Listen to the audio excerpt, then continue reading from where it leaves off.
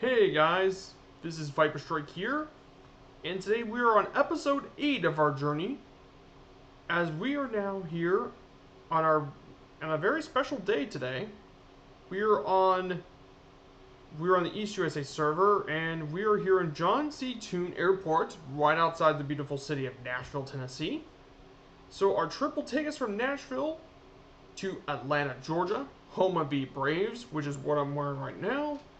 And today is a kind of a special day, as today is July 4th, which is the United States Independence Day. And this is especially important to us Americans. It's like Canada Day in Canada, or Bastille Day in France. That's extremely important. And this is kind of a beautiful area here. So if you want to know our plan for this evening, we'll do this. We'll go down to Atlanta. And we'll just... So this is our complete flight plan for tonight. We're going to travel from Nashville to Chattanooga, Tennessee. And then we will be visiting from Chattanooga all the way to Atlanta, Georgia.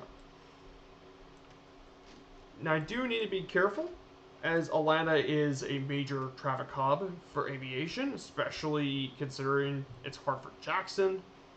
So I'm hoping things work well despite the harsh traffic as well.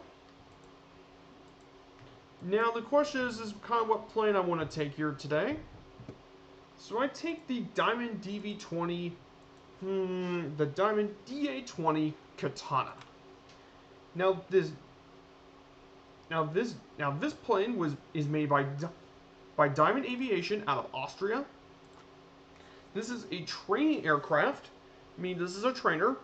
This is very similar to, it's comparable to the Cessna 152. However, there are some unique advantages with this plane compared to the Cessna.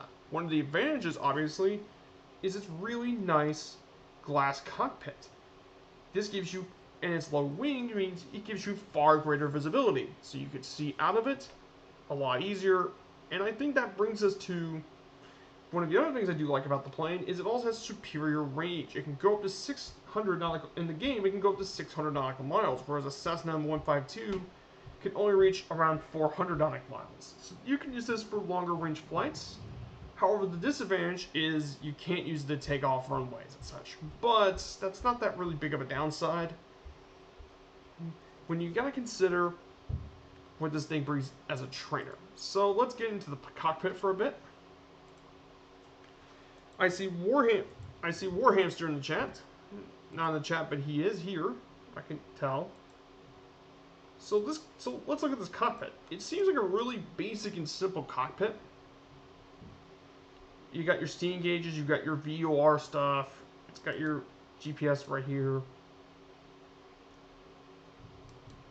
So you can see this cockpit. It's definitely a pretty nice cockpit as well. So we get our checklist. So we now got start the engine. We got to set the parking brake. Thankfully that's already been set for us, so that's good. Now we turn on the battery master switch right here. Then we gotta do the open fuel shutoff valve. Now that is located over here. So, but it is open, so that's good. We gotta be fully pulley idle, which is here. Now we got the propeller RPM is at max, so there you go.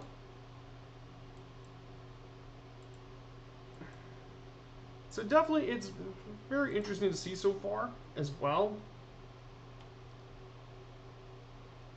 It's definitely a very nice area as well. It's got a beautiful as well. You see the twin propellers. Now back to the cockpit. Now we gotta turn on the electronic fuel pump, and that is located right here. Turn the fuel pump on. Once we turn that on, then we need to fully pull the choke. And yes, we need to keep this on for the majority of the flight. Then we gotta turn on the ignition. The ignition is actually right here. So we turn on both magnetos. This will get us to start the plane. Then we need to keep the throttle as to not exceed 1500 RPM.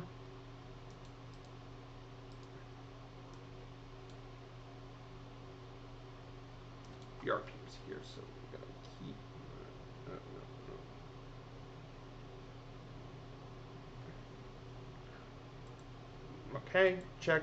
Oil pressures check. Now I'm going to turn on all the electrical equipment. So lane light, position light, and strobe lights. Then we got to turn on our avionics switch, and this should bring us to release the parking brake, which is what we're going to do eventually.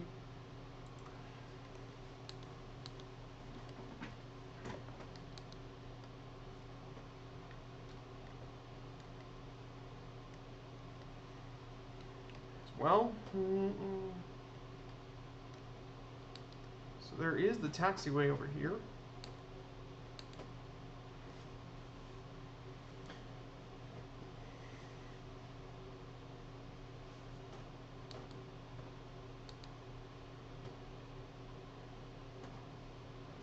So we will be taking off from runway 20. That would be our marked runway. Here as well.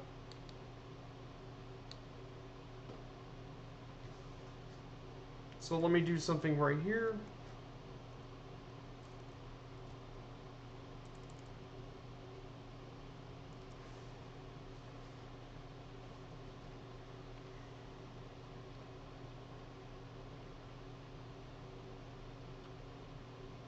As well. So I already put a command to join me if you want, in case if you all see this and want to join me.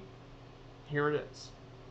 So make sure you join me on the East USA server, and make sure you fly the general aviation planes. I don't want to fly airliners, as that would really hurt my frames, and that's not very good. As well.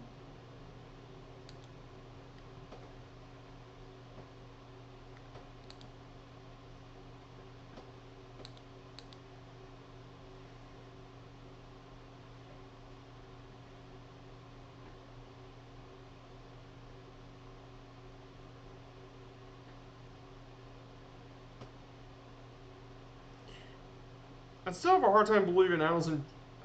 As for those that don't know, Allison Johnson did the entire flight. She made it all the way to Howland Island in around 16 something hours, which is unbelievable considering that not even Amelia Johnson could have made that far. And that's extremely impressive. So we'll...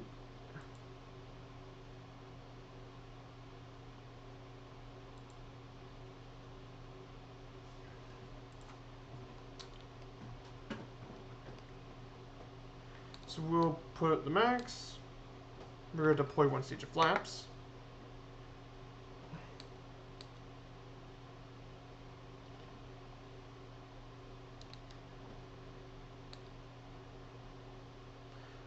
I think also another reason that all this is happening is also because of the Paris-Dakar rally, and that probably made everyone really, really tired.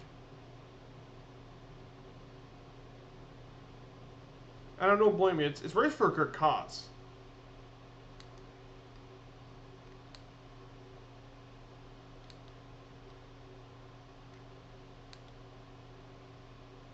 So I'm going to fly around the airstrip for a bit.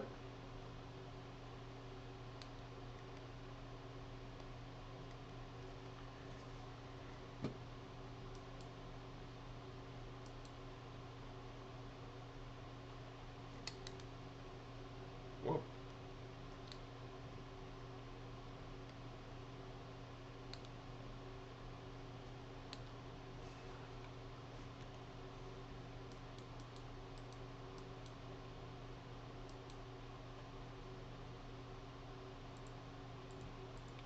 So I switched to GPS, so this thing can actually go to GPS as well. So kind of a bit of interesting as well. So this should get us flying, get started for the trip. So there are a couple things I do want for us to see here. So the next thing I do want...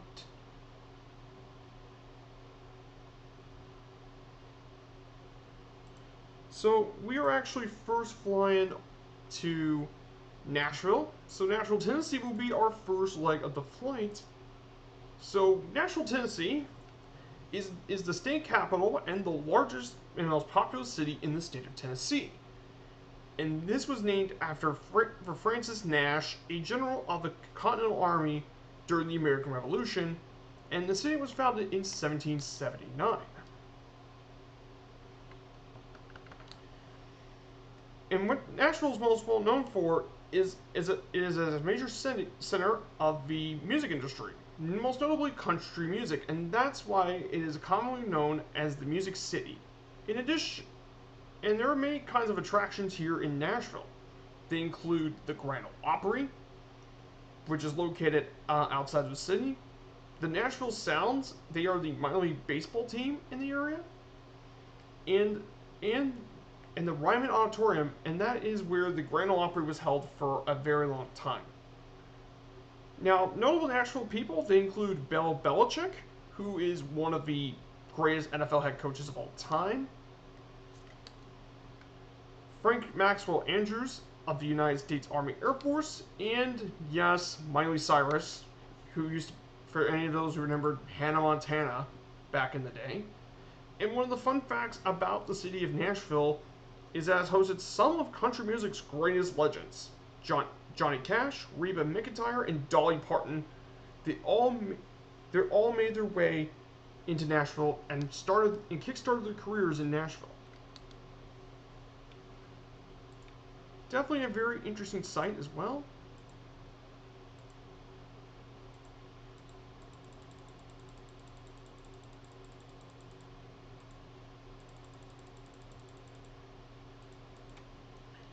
Definitely a beautiful site, and definitely something really interesting to bring to the forefront. Skinflitson's in chat. Hey, how you doing? Yes, the Tennessee Titans, of course, and I almost forgot about the Nashville Predators as well. And they're going to have a Major League Soccer team in the future. Good to see you.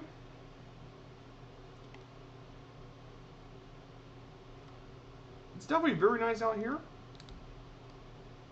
Absolutely beautiful as well. And let's get some cinematic view of Nashville. So there is downtown Nashville to our left.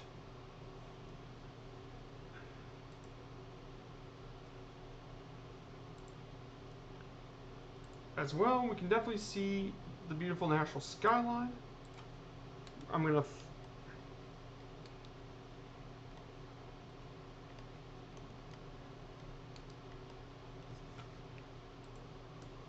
So there's quite a few things really nice about the city. That's Bridgestone Arena down here. That's the Musicians Hall of Fame is over here. Across the river is Nissan Stadium. That's home of the Tennessee Titans football team, American football team. There is Bridgestone Arena. That's home to the Preds. And then there's the Nashville Convention Center. That's also located over there as well.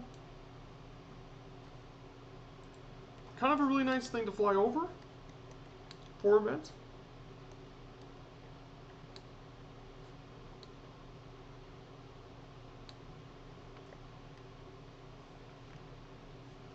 Definitely a very nice place to fly over.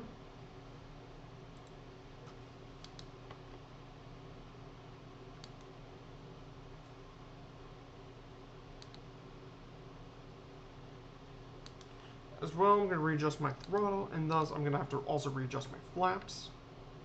Because obviously this doesn't have autopilot, so you're going to have to readjust the flaps yourself, the trim.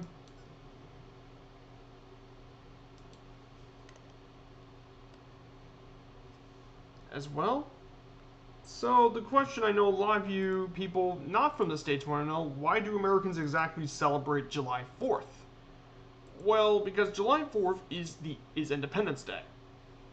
And it originated from that during the American Revolution, the 13 colonies were actually legally separated from Great Britain on actually July 2nd by the Lee Resolution, which legally separated the colonies. And after that resolution was passed, Congress actually signed the Declaration of Independence, which was signed at Independence Hall in Philadelphia. And it was prepared by the Council of Five, including Thomas Jefferson as one of its primary authors. Originally, it was supposed to be celebrated on July 2nd by John Adams, but that proved to be false, and people celebrated on July 4th, which was the date shown on the Declaration of Independence, which is right over here. You definitely see the July 4th right there. And they do lots of stuff on July 4th. There's fireworks celebrations all over the place. Barbecues, hangouts. It's how Americans celebrate July 4th. It's pretty interesting. There are crazy people though that do celebrate, and that's why you got to be a little careful.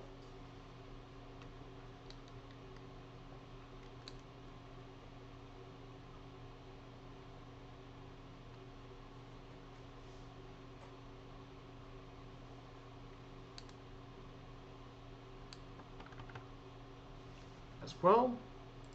Then, some interesting stuff. There are been a few baseball moments that I've known to happen, because this is a baseball-related things. There were some iconic baseball moments that happened. 50 years later, both Adams and Jefferson died, of course. Yep, that's a good point, thank you. They also died on July 4th. At the same day. That's kind of ironic, to say the least, but yeah, that's kind of a thing. So, Lou Gehrig's famous retirement speech happened on July 4th in 1939, which thinks it was due to his Lou Gehrig's disease, which is ALS. That's a major issue that he's had for his career, and he passed away 2 years later. Nolan Ryan and Phil Niekro both achieved 3,000 strikeouts in 1980 and 84, respectively. Then the Braves and Mets played in July 4th, 1985, and it went 19 innings and actually ended on July 5th. So a baseball game that went through 2 days. And finally, Mickey Mantle's 300th home run in 1960. These were some of the most iconic baseball moments from the 1960s. Nolan Ryan, they don't make him like anymore. I know. The closest player I know to make Nolan Ryan was Randy Johnson. To me, he's the closest player to get to be that as well. If you really like my content, please give me a follow. I think that would be really appreciative. If you end up liking it, I think that would be really appreciative. But if not, I don't mind you give a chat. I mean, I'm more than happy to have any sort of company.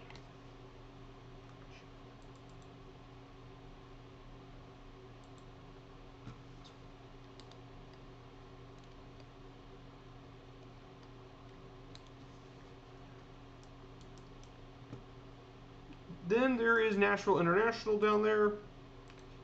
This is KBNA. This is Nashville International. Down over there.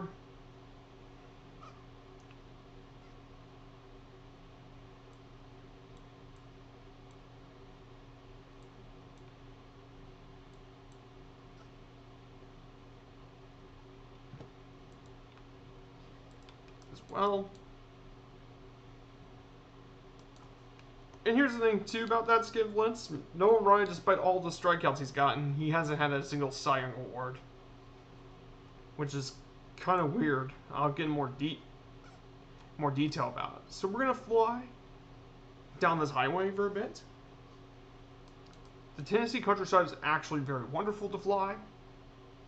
I've been around Nashville for a long time. I've always drawn by it. I never really went to the city as well. Yeah, it is really crazy to think about. Especially with over 5,000 strikeouts and not getting the Cy Young. That's just... When there have been historically worse pitchers that got the Cy Young award, it makes no sense.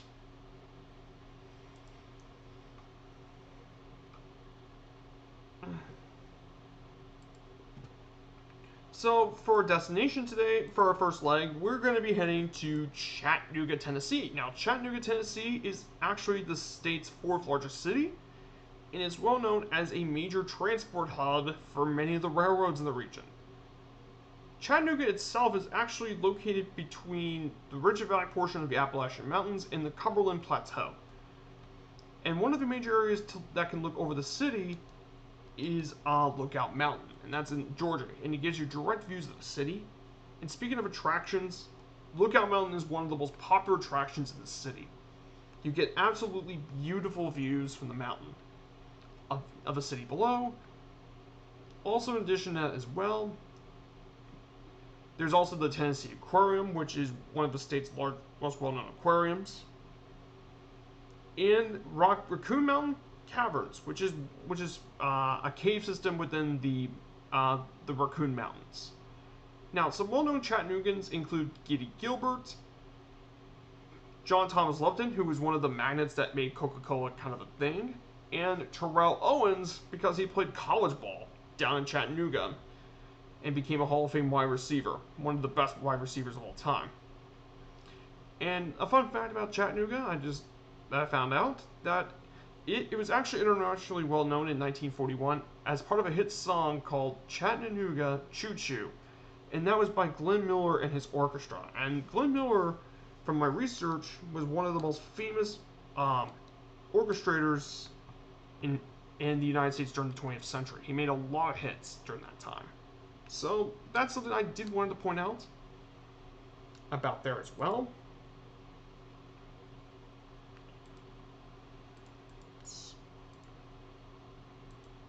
Do keep that in mind. It's absolutely very nice. It's absolutely very nice out here in the sunlight. Now, I'm going to change the clouds if anyone doesn't mind.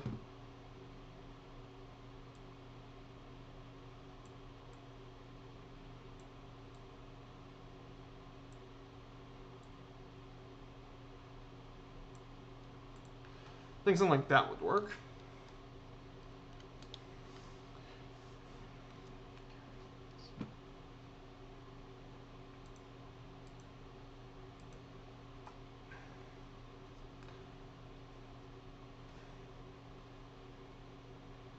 Now there's Sumner Airport to our left, which is located right here. This is Sumner Airport.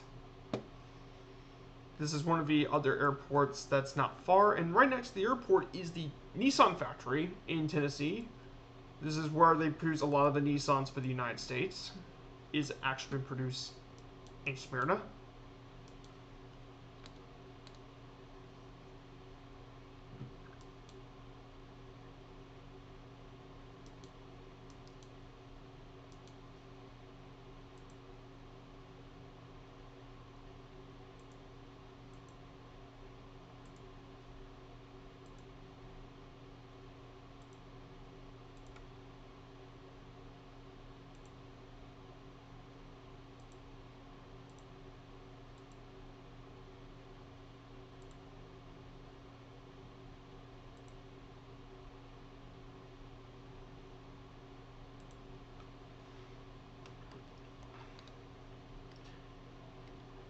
I mean, this sim it keeps making me surprised to see how beautiful things can actually be. This sim is incredible, and I can't wait for the sim updates to improve performance even further. Like, I think it would make it even better, especially for people with lower consoles, with lower power, like older stuff.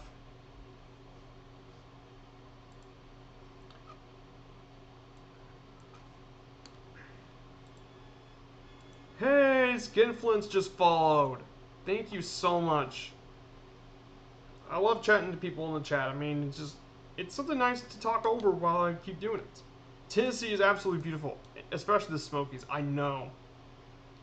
I flew over the Smokies and I've been through in person. The Smokies are absolutely amazing. Absolutely wonderful region to look at. And I was thinking at some point, I want to do a bush flying series at some point. Do some backcountry flying sort of series. Because I think it would be really cool. This sim is by far the best bush flying sim ever created. I think it'd be really good.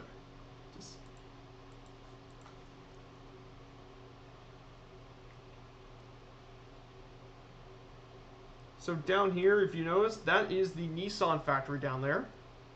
This is where they produce a lot of Nissans, especially their Titans and Nissan Titans and stuff are produced right here.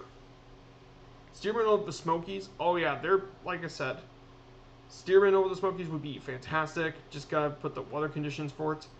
But what I was thinking is Cubs and such, like the Savage Cub, the X Cub, any other stalled planes. I think that would be nice. Even the Steerman would be quite good too.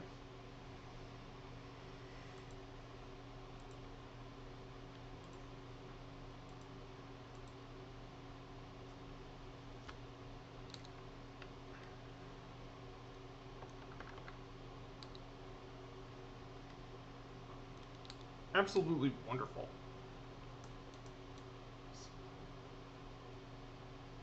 So ahead of us, that big city right in front of us, that is Murfreesboro.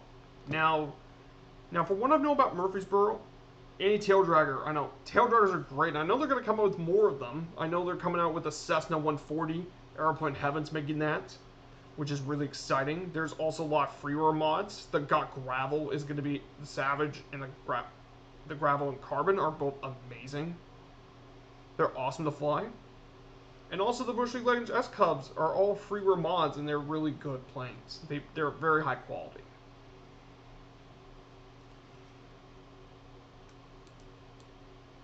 So I'm hoping how's your all's July 4th has been for all of you, because I think it's really important to have as well.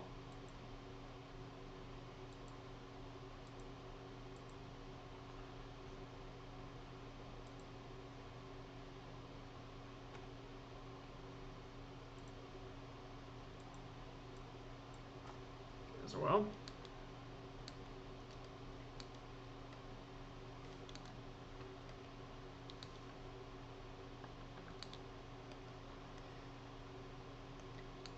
I need to go turn left, get right back to the GPS. It's a hot 4 for Kentucky. I know it's quite hot, but that was nothing compared to the Pacific Northwest. I know a few streamers like Foxtrot has said that it's miserable in the Pacific Northwest, which is kind of odd. I thought with all the rain, I thought the Northwest wouldn't be that hot. And yes, I'm actually from around Kentucky too. I'm actually from Southern Indiana myself, skin, so I can relate to that.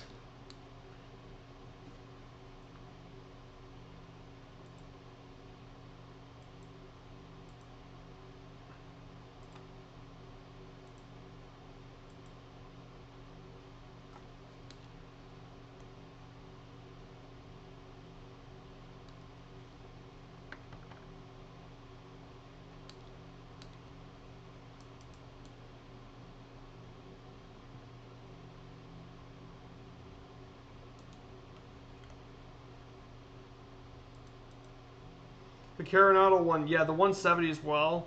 The only reason I am not touching Carenado planes is while they look really nice and have a great model, the problem is they don't bring a lot of updates for their planes.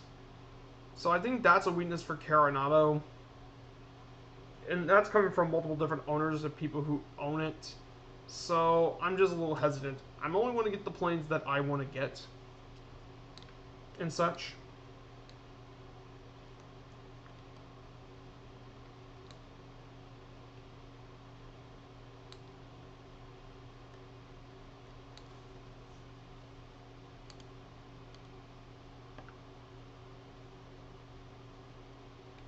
But no, the 170 will be a great fit for the sim. There's also the L19 Bird Dog as well. So I think there's a lot of options to pick. That's for sure.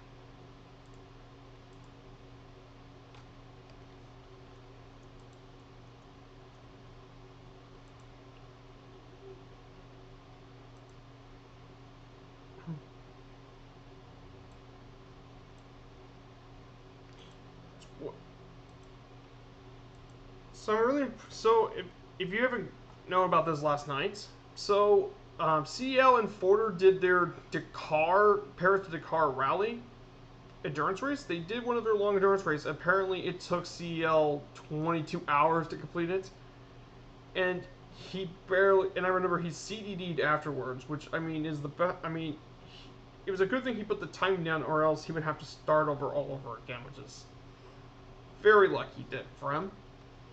But I want to say congratulations to anyone who finished it, if they're in the chat or not. I want to say congrats to anyone who finished. Like, that is not an easy thing to do it for all those hours straight. That is... The farthest I've ever done was an 11-hour flight, and that was only because it was an achievement flight to get from Bordeaux to Seattle. But to do it in those general aviation planes is definitely not an easy thing to accomplish. as well. And they raised over $7,000 for the Doctors Without Borders, which is extremely impressive. As well. And I want to give a shout out to Allison Johnson for a bit.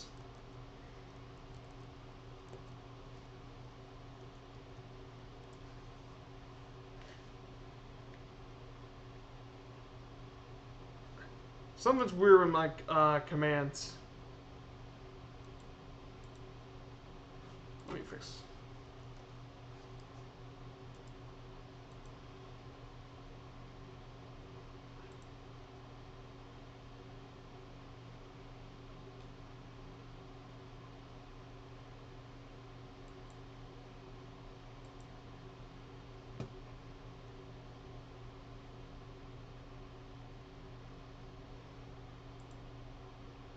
That's weird. The link for some reason isn't working.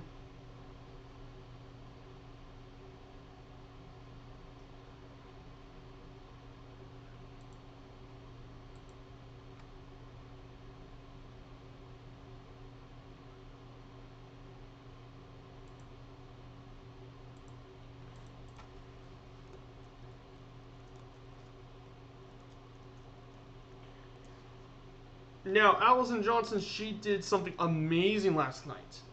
There, she flew 14 hours all the way to Howland Island from Papua New Guinea, and that was because she was recreating Amelia Earhart's flight, and this was actually specifically the leg that ended up costing Amelia her life. And Allison managed to get there for 14 hours despite 4 CTDs, and she still made it and landed successfully. And that's why I wanted to give her a shout out. I think she absolutely earns this shout out. She's earned it. In fact, she was one of the big reasons to help me even get streaming in the first place. So I wanted to give her a shout out because I think she's earned it.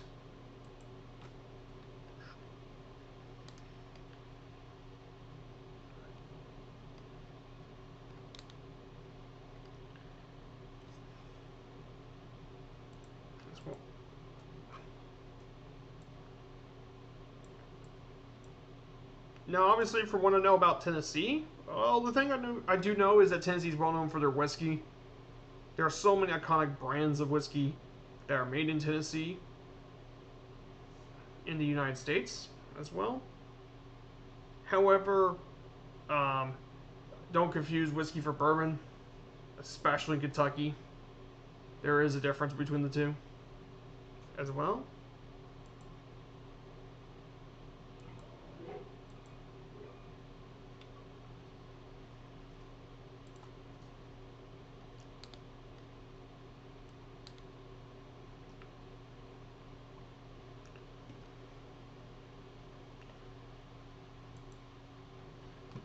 Yep. That's definitely good. That's why for Atlanta I picked something appropriate wearing the Braves gear that I do have. And then speaking of the Atlanta Braves, I'm going to go ahead and actually talk about the Braves for a little bit. Let me get my thing up. And yes, again, I make these entire slideshows and stuff all by myself.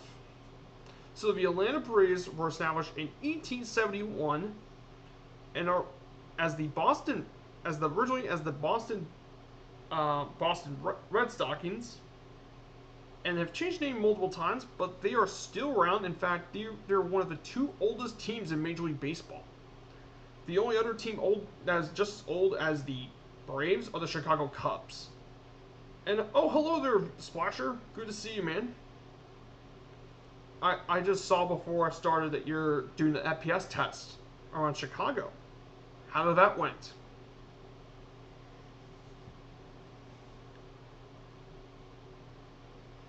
So their team colors are navy, scarlet, and white, which is red, white, and blue, but it's a little different variation. Now, currently they have been playing at Truist Park, and that's in Cobb County, Georgia, which is right outside Atlanta. And I previously played at Bracefield in Boston, which is what we saw last week. County Stadium, and that is located in Milwaukee. We'll get to that when the series heads to Milwaukee. And in Fulton County Stadium, and Turner Field, which were both in Atlanta as well. Splasher 6 he's going to spawn very shortly. You got some things figured out? Ah, wonderful. Good. I'm glad you got all this stuff worked out. Oh yeah, and let me give Splasher 6 a shout out too, because let me give him a shout out because I think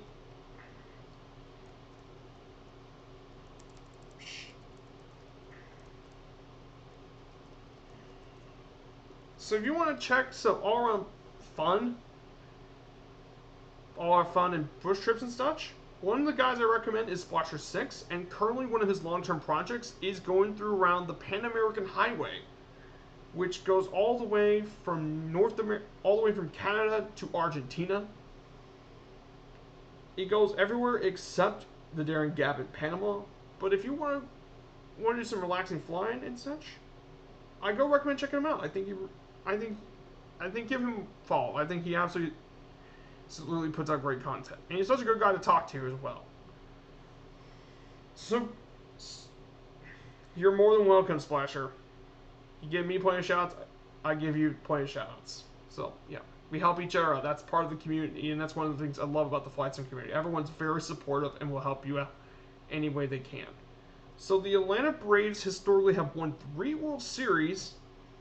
And by the way, they're the only franchise to win in 3 different home cities. So 1 in Boston, 1 in Milwaukee, and 1 in Atlanta. 17 National League pennants and over 20 division championships.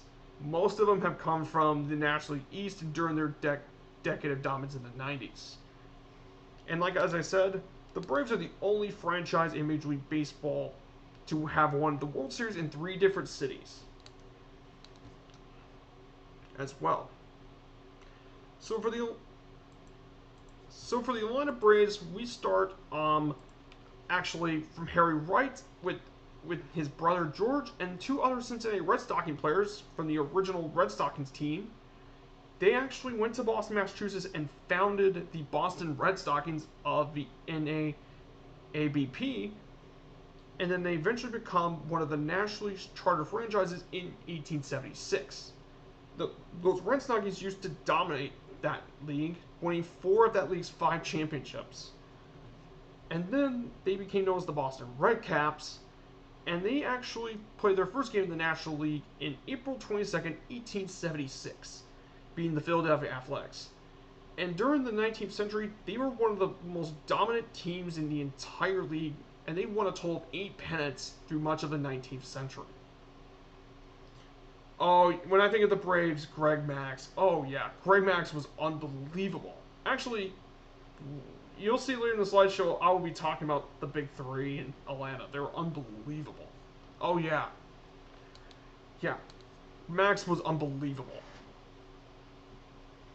And don't worry, I got his. He's gonna get his own slide. And yes, I've been working on these for a week. So, and then by 1901, however, it was really hurt when the American League set up their team, the Boston Americans, which became the Boston Red Sox, and many of their stars transferred over to the new team, and their ownership couldn't match any of it, and because of this, they only managed to have 1 winning season from 1900 to 1913, and lost 100 games over 5 times. And then in 1912, they changed their name to the Braves, which is a name they'll carry on for an extremely long time. 2 years later, they actually managed to win the National League pennant. After a 4-18 start that year, they had a hot streak and they won the pennant. And then they beat the heavily favored Oakland Athletics at the time. And those Oakland Athletic team of the day were very good. They had the $1 million infield. And they still managed to win the World Series regardless, giving the Braves their first World Series. But after that first World Series, they kind of fell off. And in fact, they only had 2 winning records from 1917 to 32. However, they finally managed to be competitive in 33 and 34 under Bill McKinney. But Fuchs, who was the owner at the time, couldn't do much to keep the players due to the Great Depression. And eventually he lost control of the team as well. And then there was new ownership that came to them and they renamed it the Boston Bees, but Boston Bees never worked out for the team. Oh yes, Babe Ruth played for his last season as a Brave. Yep, he played for the Brave and he retired as one, of course. Eventually, the new owners tried to get Babe Ruth and all that, but it never really panned out at all. Then after 5 uneven years, there was a new owner, Lou Perini, and he changed the name back to the Braves, and that's been the nickname ever since. And then 48, the team managed to win the pennant back in 48. However, they lost to the Indians that year, which were a really strong team. And this was their last major success in Boston as well. Hello, Goblin Zeus. Hey, good to see you. Goblin Zeus, it's good to see you, man. I remember you flying with Allison Johnson last night. That was amazing what she did. Just wonderful. So I'm on the East USA Goblin, and if you want to join me, just pick a general aviation plane, just no airliners as well. Then after Lou Perini, then what happened next was that Lou Perini moved the team to Milwaukee in 1953. And during their first season in Milwaukee, they drew an NL record of 1.8 million fans, and they actually finished 92 wins on their first season. They didn't win the pennant though, but they were competitive. And in the 50s, the Braves actually got to be very good, especially with sluggers Eddie Matthews and Hank Aaron. This guy right here, one of the greatest players in Major League history, by the way. Thanks to him, they managed to win the 1957 World Series, thanks to MVP Hank Aaron, and he defeated the New York Yankees at the time in 7 games, giving the Braves their first World Series win in Milwaukee. But, however, the next year they faced the Yankees in the rematch, and they lost that game. And by the way, Eddie Matthews and Hank Aaron are both in the Hall of Fame. You're a little tired? No, you're fine, Goblin Zeus. I understand why you're extremely tired. No, but I'm more than happy. Hey, your participating in the chat is always more than welcome. Do what you feel comfortable with. I don't want you to do something you're not comfortable with at all. Then, in the 1960s, the Braves were kind of mediocre, and Perini sold the Braves to a Chicago-based group by William Bartholomew.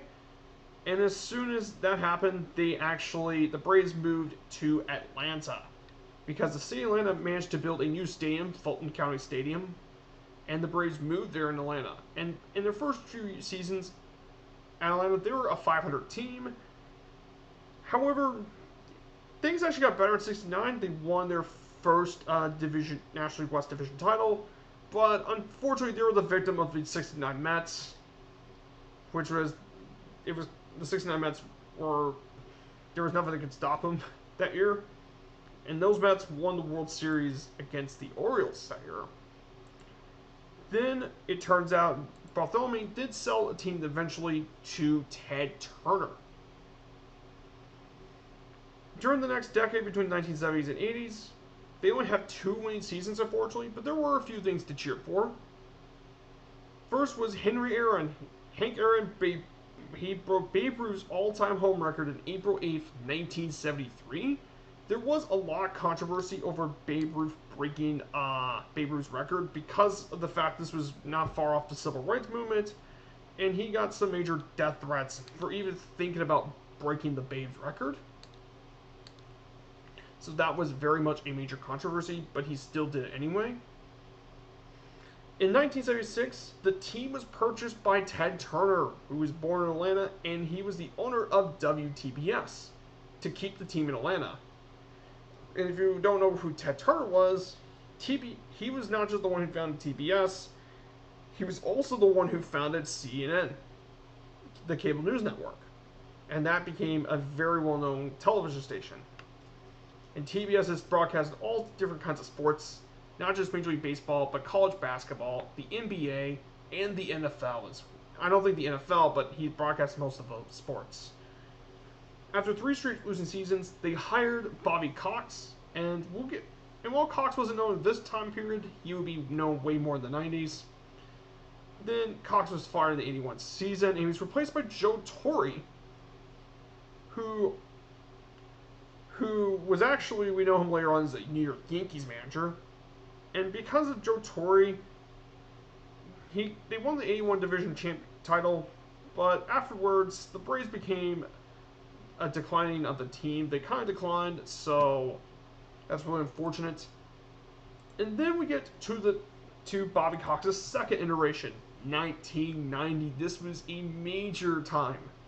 In addition, during that time, they also managed to draft Tom Glavine and John Smoltz, and then they also drafted first overall in 1990 Chipper And thanks to Bobby Cox's managing, they managed to win their first division championship. They beat the Pirates in the NLCS, and they actually managed to face off against the Twins, but unfortunately they lost to the Minnesota Twins in 7 games.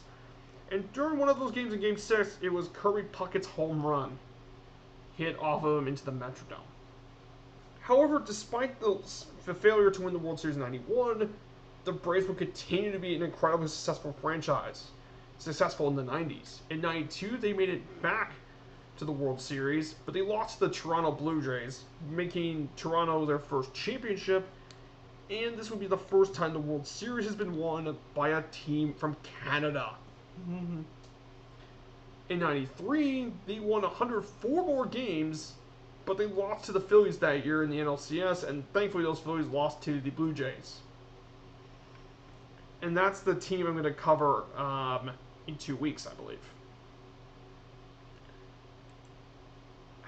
And then we got to part 8. So the Atlanta Braves, after the 94 season, they managed to actually make it back to the World Series again, but this time, the Braves actually won the World Series. They beat the Indians in 7 games, finally giving the Braves their first championship. The team of the 90s actually gets a ring, which is this picture over here as well. And then with their strong pitching, led by Maddox, Glavine, and Smoltz, they continue to be successful and appeared in 2 more World Series in 96 and 99. But they both lost to the New York Yankees, and ironically led by Joe Torre, which is kind of ironic.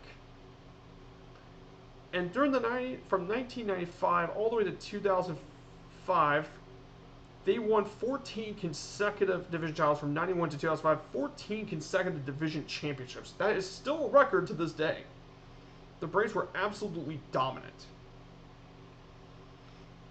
during that time. However, that streak ended in 2006 when the New York Mets eliminated the Braves from the National League East, ending their 11-year reign over the division, and they eventually were eliminated in the rest of the playoffs. And then the Braves kind of declined since. They didn't win the division again until 2013, but they lost to the Dodgers in the NLCS, fortunately. They beat the divisional round opponent, and they made it to the NLCS. And the final thing recently has been this one. And this is the modern Braves, and this is the present. So they opened their new ballpark, SunTrust Park, on April 14th, 2017. And that earlier that year, on October 2nd, the general manager at the time, John Coppell, was resigned from the Braves after a major league investigation into their international signings, and he was actually banned from baseball due to that. And then most recently, this past year, the Braves actually made it to the NLCS against the Dodgers. They won their division, and the Braves originally led 3-1, but for some reason they choked the series. And the Dodgers won it, and they eventually won the World Series against the Braves. I kind of wish the Braves would have actually beat them. Then the Braves would have got a World Series, but that's just me. The pitcher over here is one of their new young stars, Ronald Acuna Jr., who's really, really good. He's a great young player, pretty future as well. I'm going to take a look to the scenery. So we're actually not too far from Chattanooga. We're in the Savage Gulf State Natural Area. Absolutely beautiful. I'm going to take a bit of a break from this to fly around the area for a bit. So I see Splasher in the back.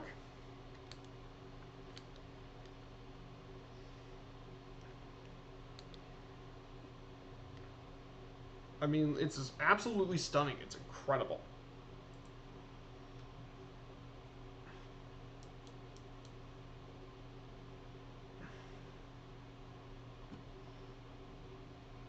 I mean, just take a look at the back seat of the plane. But no, I like this plane a lot. It's such a nice plane to fly. You got excellent visibility, speed. Yeah, the countryside of Tennessee has always been nice.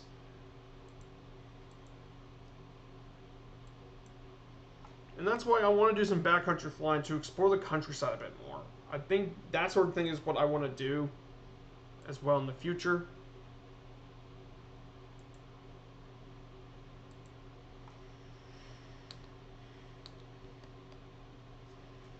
So Merv was on here today, Sunday. He was testing the Yak 18, which he actually kind of liked. It was really interesting, but he actually somewhat enjoyed it. And then he also tested the King Air C90.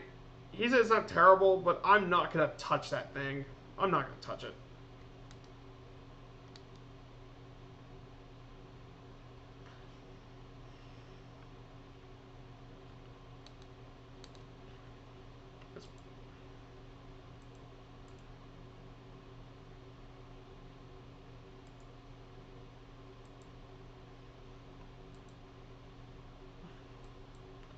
Definitely very nice scenery in this area. Got the nice mountains.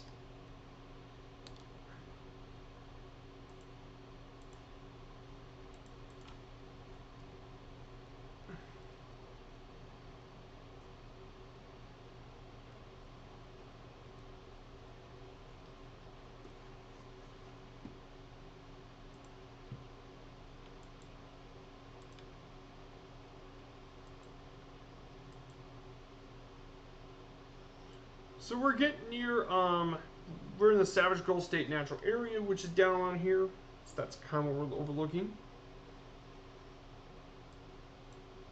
So Chattanooga itself is down the Tennessee River.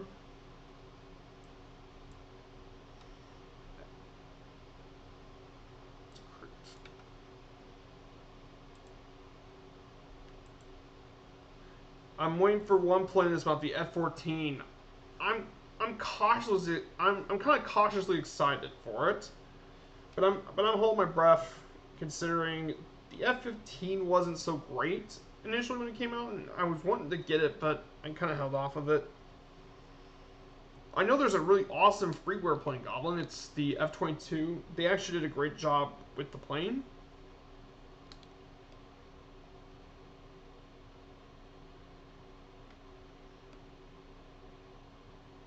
I also see DH Paradox over there with me. Yeah. Yeah, the 339 is brilliant. It's the plane that Thunderflies use, and I can definitely see why it's such a great plane. Fun, easy to use.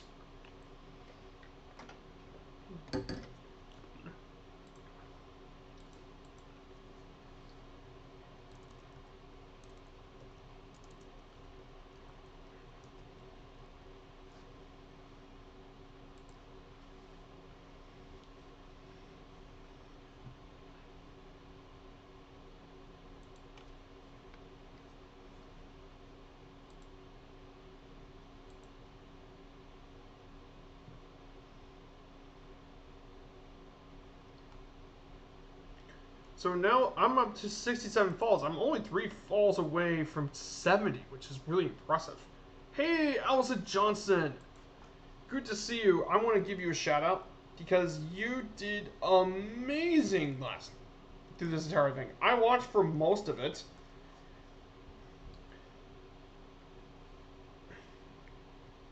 You have done incredible. I mean, you flew to Howland Island. You did what Amelia Earhart failed, but to be fair, you did this in a comfy gaming chair with fresh drinks. Amelia Johnson did this without GPS or autopilot, and she did it for real.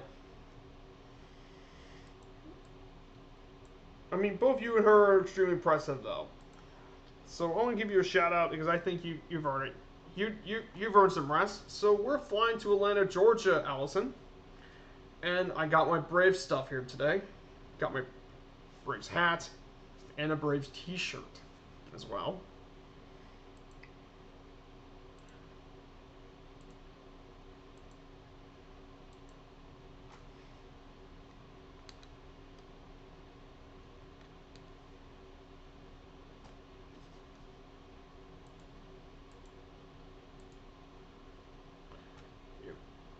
So we're not far from Chattanooga at all. It's just right across the mountains.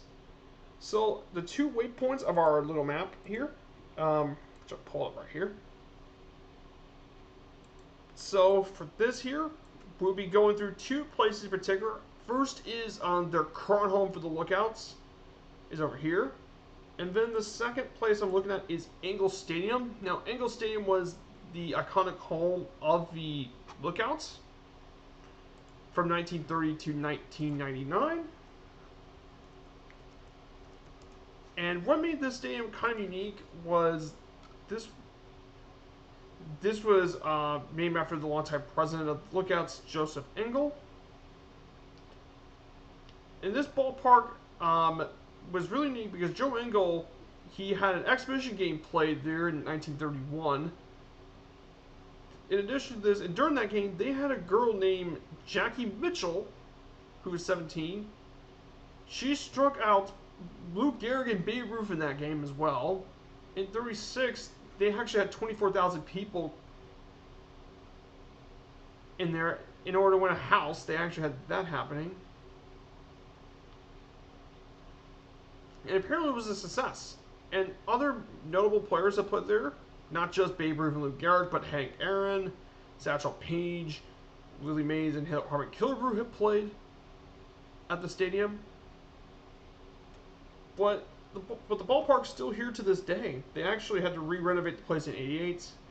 And despite the fact that the Lookouts don't play here anymore, this is actually a part of the United States National Register of Historic Places too. That's quite a very important.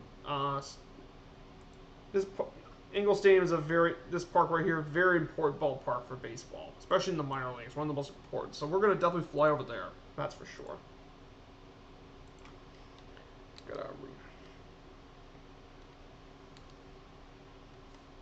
But yeah, absolutely wonderful. What a great place to fly.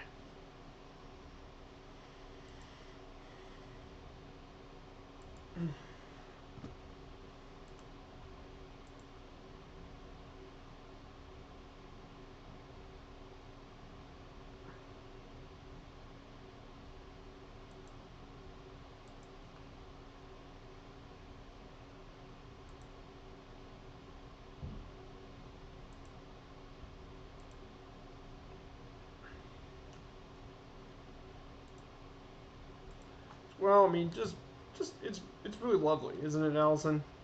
This series lovely.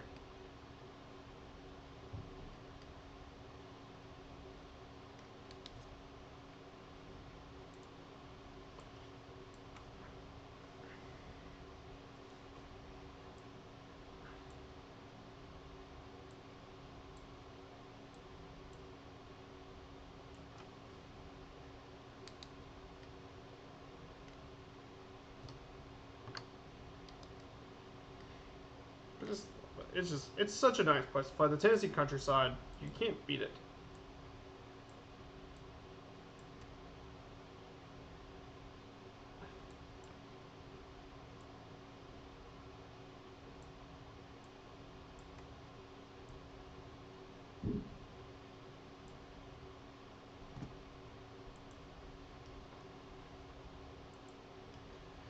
But yeah, if you want to talk about favorite teams, the Rays #1, the 2 are the Reds, and then the team right here is #3.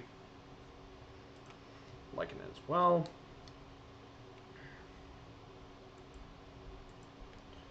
So definitely get this. I'm nearly there already, so it's going to take me, but thankfully the next flight is not going to take nearly as long. It will be overall much shorter. Plus, I'm going to probably fly a bit lower.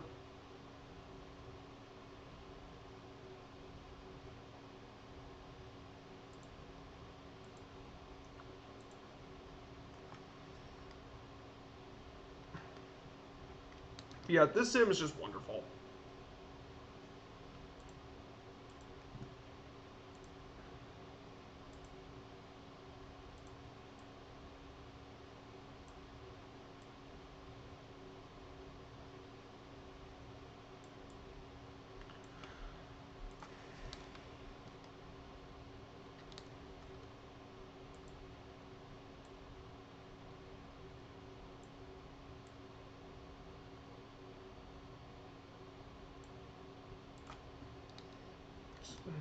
Look at that. That's how was the 4th of July today? Doing pretty good. Never really going on for me for 4th of July, but I know probably my neighbors are having fireworks. I live in a suburb, so I don't think we have to worry about it too much. But yeah, 4th of July is going great, and I'm very excited to finally stream here today.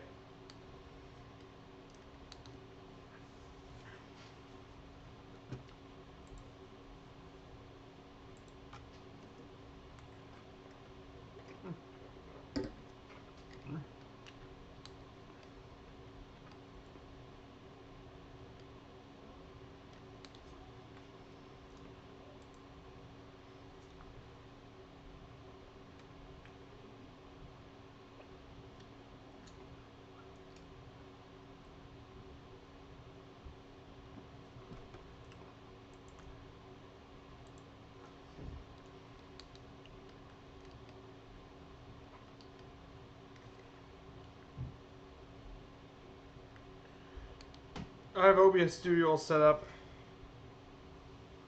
Oh yeah. Oh, okay, Allison. I see you had a lot of OBS problems yesterday, so I'm hoping your new OBS works. Yeah, I think doing some test streams would be great, Allison. I'm glad to see everything that does it well. Now we're going over through Prentice Cooper State Forest. That's where I head according to my nav map. And it's such a really nice tool to have. Especially the fact I don't, even though I have this GPS, it's still nice to have that as an option. Also, just to probably let you know what in the area we're flying towards. Ah, gotcha. It may not be the stream resolution, but as long as you're not having any of the issues you had previously, I think it all will work out in the end. There is the Tennessee River down there. Just absolutely wonderful. Such a great area to fly, that's for sure.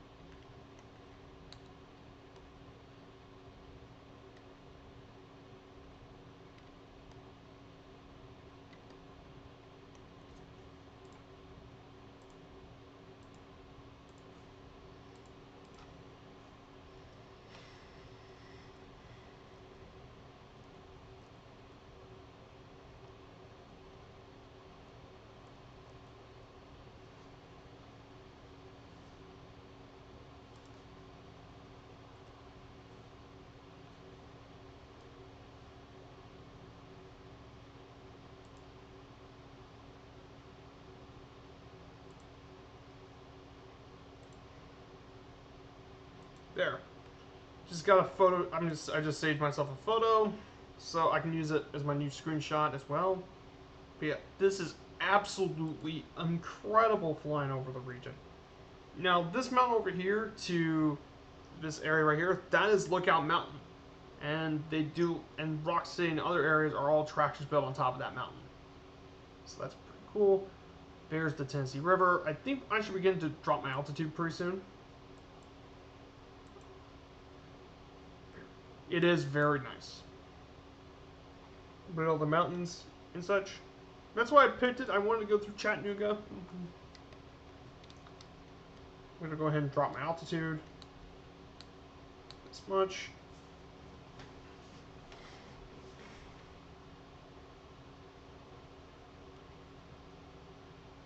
There's Bottom down there. I see you.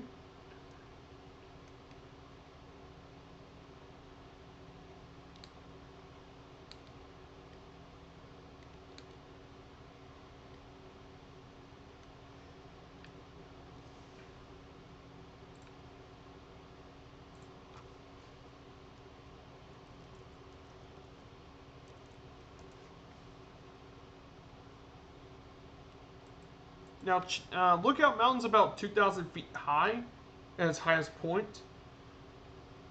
And historically, this was actually known as part of the site of the Battle of Lookout Mountain during the Civil War as well. And there was a lot of tourism really grew in the 20th century. There was Rock City, which was trailed through rocks, and it led to some very interesting locations, including Lover's Leap and Fat Man Squeeze. Then there's Ruby Falls, which it's a cave that has a 145-foot waterfall deep inside the cave. And then there's obviously the Incline Roadway up there, which is a National Historic Site as well. So there's a lot about Lookout Mountain that makes it really interesting to look at. Hey, Bada P, good evening. It's great to see you. Chattanooga's absolutely lovely. What a great place to fly over.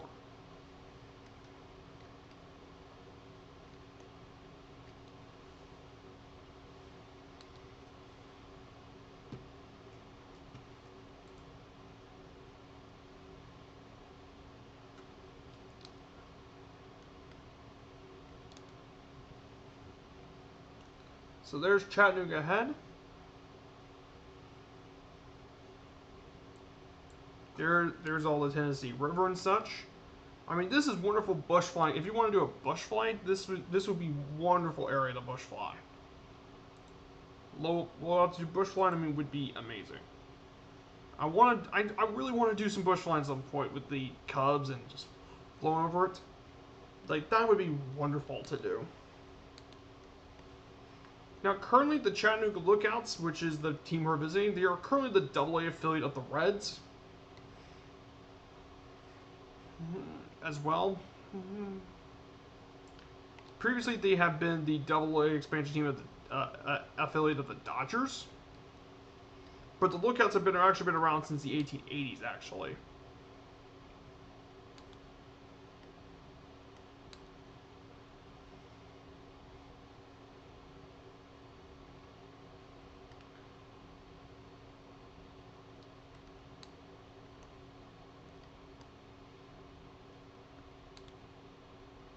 There's the Lookouts Ballpark, which is over here. There's the Lookouts Ballpark currently, right over here. Right around this area is the Tennessee Aquarium and such, is located around this area.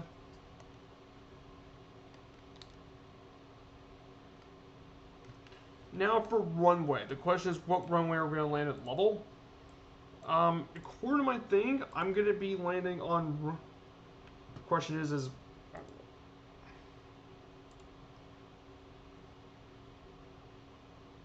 And that is, it says I need to land on runway 33, and that is on the other side of that. So I need to land on that. There's the University of Tennessee at Chattanooga.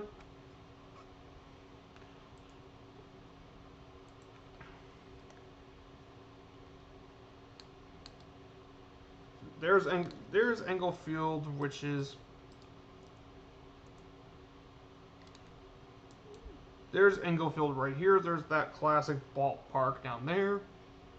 I know it's all auto-generated, but there's that.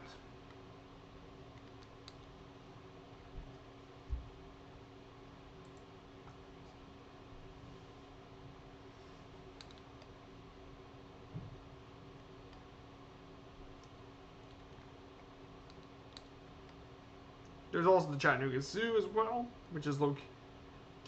We went past that, so we're gonna be flying over one more sector hill. Gonna press the power up a little bit.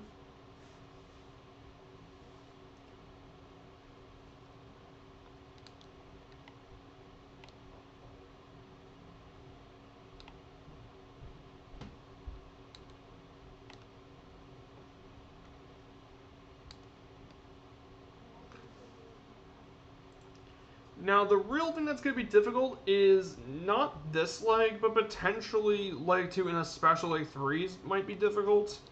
Because leg 3, I'm going to have to go through Atlanta. And considering how busy Atlanta is in real life for air traffic, yeah, I need to be really careful.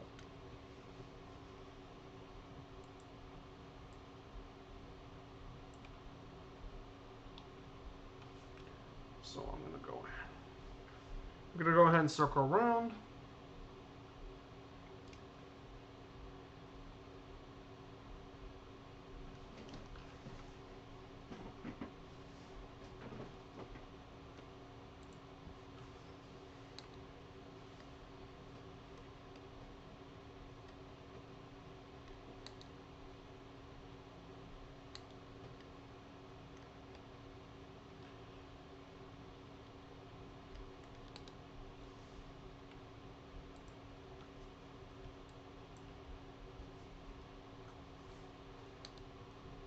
Slow down.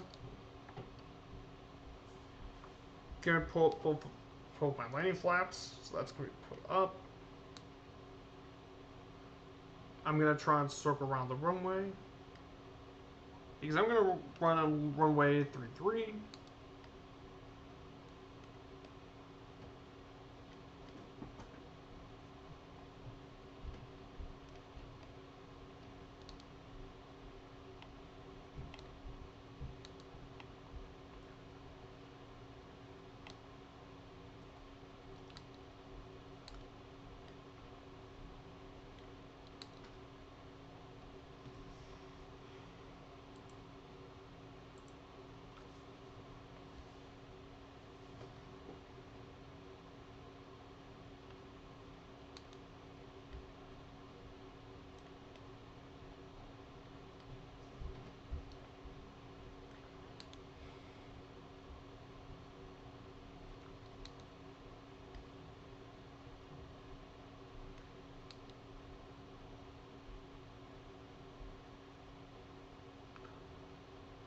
I got runway 33.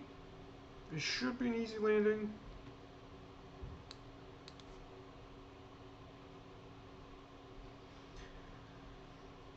Lower the power slightly. Still have some power.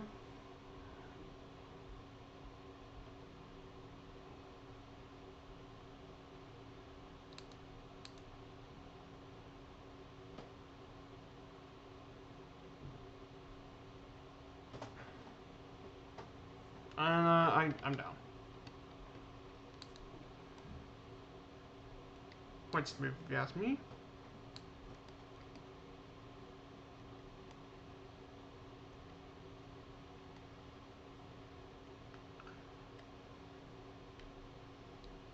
I'm gonna go ahead and park.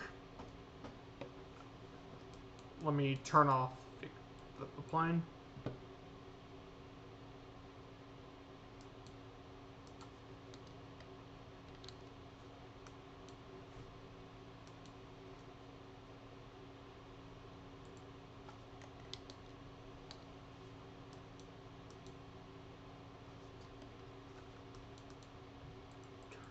Turn off the magnetos. And I'm going to turn off the avionics.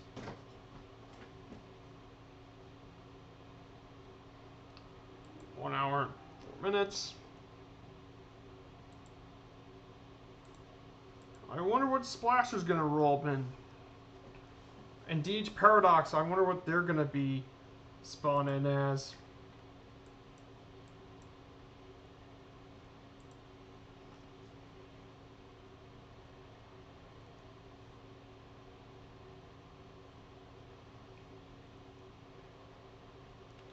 Splasher's in a Cessna. It's a Cessna 172. Good choice. And DH Paradox is also spawning as a 172. Lots of Cessnas.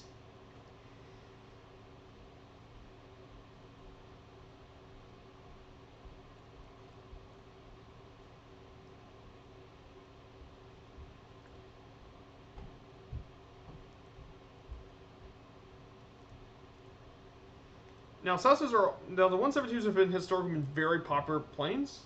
They're definitely the most produced aircraft of all time. So I'm not really surprised to see them down here, and I see you bought up. So I'm going to go ahead and X out of the sim for a sec. So I can re-implement a new flight plan for the next leg. And that's something that I need to do is always change the flight plans.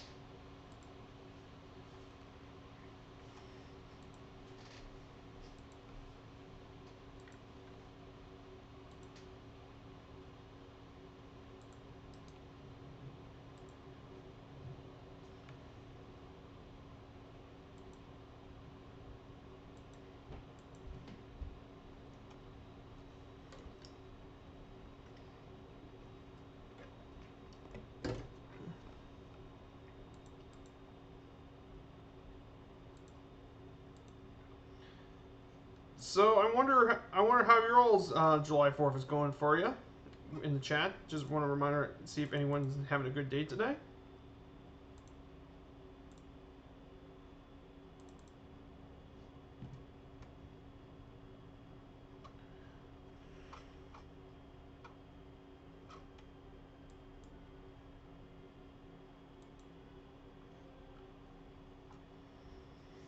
So as well, I mean, I'm doing very well for myself. I can't wait for the July 4th dinner for my family. I mean, I'm very excited for it. But this as well, you have to jump out for a while. Hey, take care. It'll be good to see you soon, there, Splasher. Hope you come back in just in time.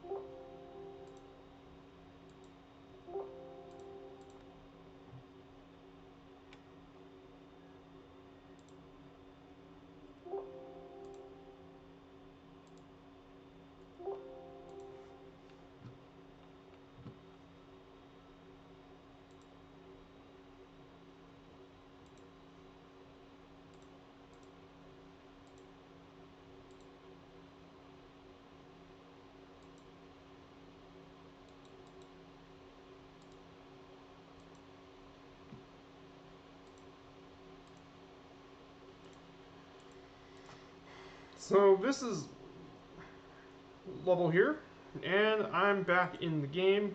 So I did respawn back on the runway, but I didn't want to go through it all over again. We have to restart the airplane all over again.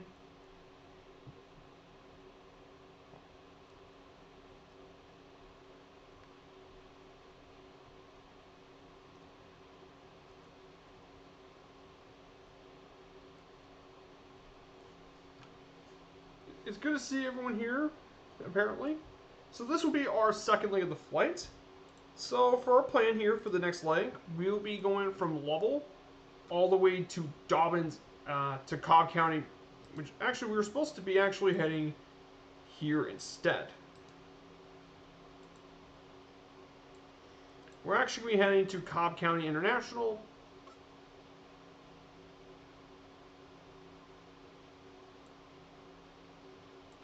As well, so that's where we're going to be heading for this leg of the flight. So we'll be going through a few areas. Definitely some more mountainous terrain as well. So let's get back in the cockpit. Also need to pull the choke. We're going to put back to full flaps. And I think we're ready to take off for a bit on runway 33.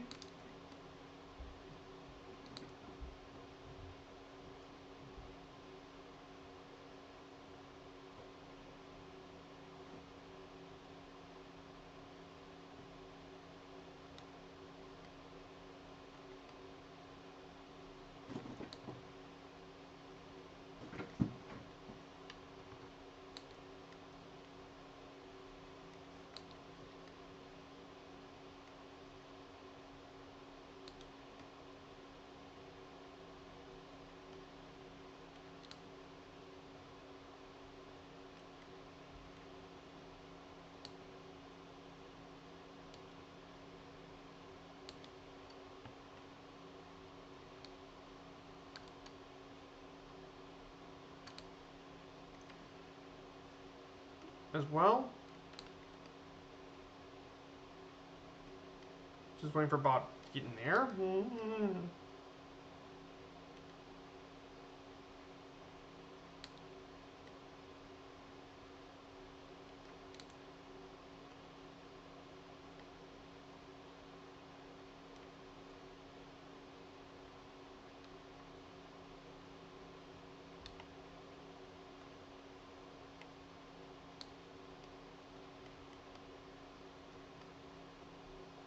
Are you okay, Bob? Did you crash? Or something?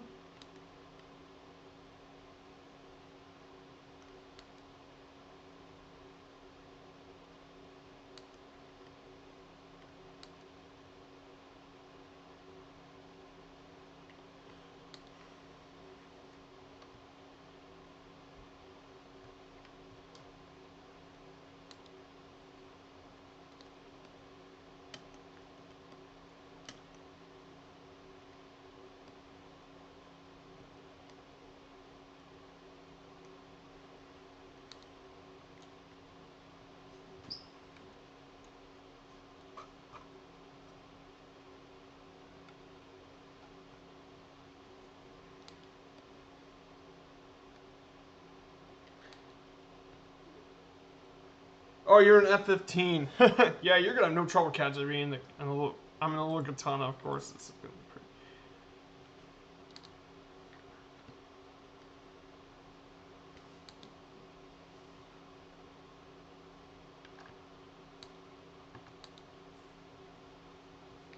So now I'm going to talk about one more thing for the slideshow. Now Atlanta Braves. The Atlanta Braves, being a franchise since 1871, has got more than a few really awesome players and some amazing all-time legends. And they had some of the best players of the entire game throughout their time. The first major player I want to talk about is Warren Spahn. Now, Warren Spahn was a major player during the 1940s era. Is 21 years in his MLB career, he became one of the most successful left-handed pitchers in Major League history. Most notably for the Braves, he is known for his extremely effective fastball, which he can throw at a really fast speed, and he had an excellent screwball. And I think I said it back, it is such a difficult pitch to hit. Warren Spahn won 363 games. He had a 3.09 ERA, which means he only gave up 3 runs per inning, and had 2,583 strikeouts. He was a 17-time All-Star pitching. The 1957 Cy Young Award. He was an 8-time National League wins leader, and he was 4 times the National League strikeout leader. His 363 wins are still the most wins all time for left-handed pitchers. And he is the namesake of the Warren Spahn Award, which was given annually to the Major League's best left-handed pitcher. Because he's been one of the most successful, if not one of the greatest pitchers of all time, especially for left-handers.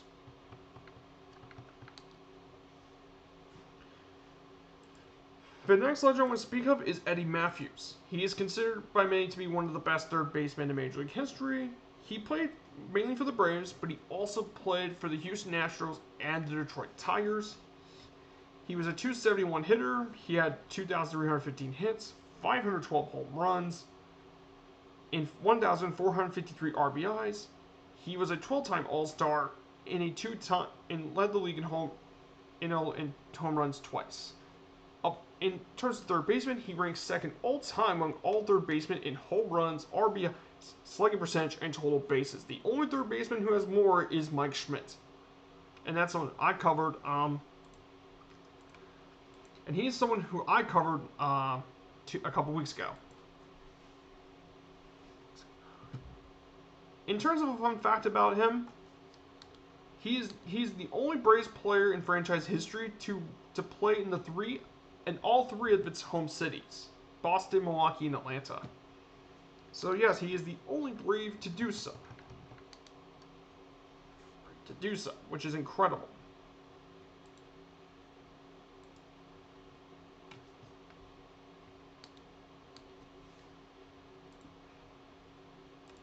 Then I think by far the best player in Braves history. You might know this guy. His name is Hank Aaron.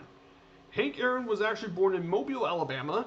He is widely considered to be one of the greatest players in Major League history, alongside Babe Ruth, as one of the greatest offensive players ever. He spent 23 seasons with the Braves and the Brewers, and by his final season, he was the last player in the major leagues that have played in the Negro Leagues. Yes, Negro League. That's where a lot of the black players played back in the day because because of segregation. So he was the last one to play in those leagues. Hank Aaron hit .301, and then he had a whopping 755 home runs.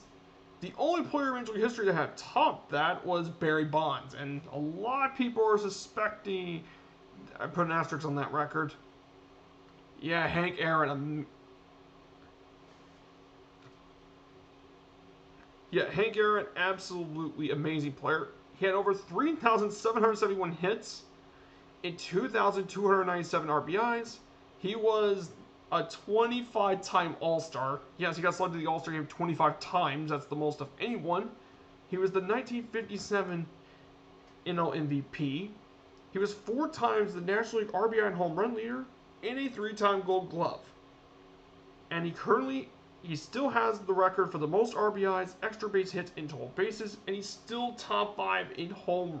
He's second all-time currently in home runs, and he's still top 5 within hits and other statistics like hits. And in 1999, Henry Hank Aaron has his own award, the Hank Aaron Award, to recognize the top offensive players in each league. He was also awarded the Presidential Medal of Freedom in 2002. Now, if I remember, from what I know, when Henry Aaron tried to break that home run record, there was a lot of controversy. Because A, it was in the South, and 2, Babe Ruth's record was kind of sacrosanct. No one wanted to see anyone break Babe Ruth's record. Not just any player, but specifically him being a black man. It kind of had a lot of discrimination, but I'm kind of glad Henry Aaron did not listen to those people, and he did what he did best, which was absolutely hit the baseball. Incredible hitter. And he hit it off he hit it 714th off the Reds, Allison, if you didn't know.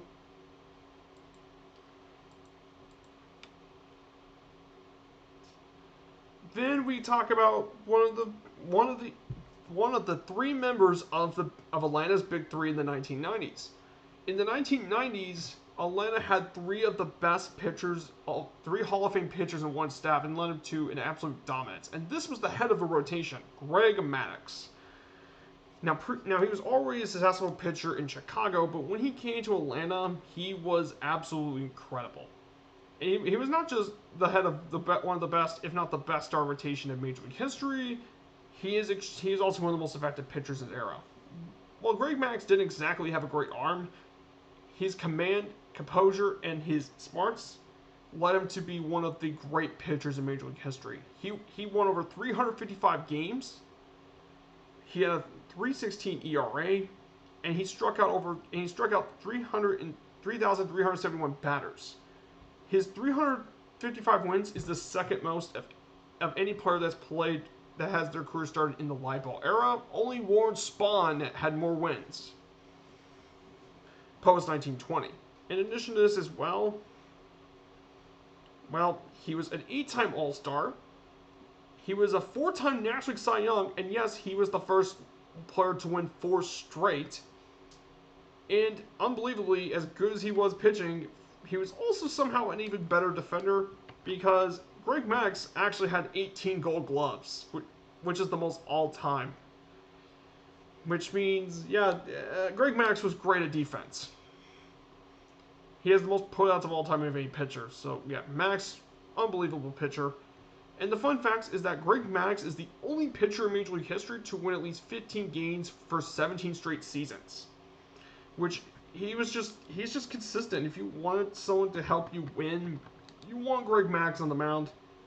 He's going to get you a good shot to win you the game. He's also the only pitcher in Major League history to have more than 300 wins, more than 3,000 strikeouts, and he has fewer than 1,000 walks. And his total number of walks in his career is 999. Maddux, unbelievable. He is no wonder that rotation was so good. When you have Maddux on the mound, you have a good chance of winning. Then we get to Tom Glavine for a bit, the second player in that rotation. He became one of the best left-handed pitchers of the 1990s as well. He's got 306 wins on his book. He has a 3.54 ERA and 2,606 strikeouts.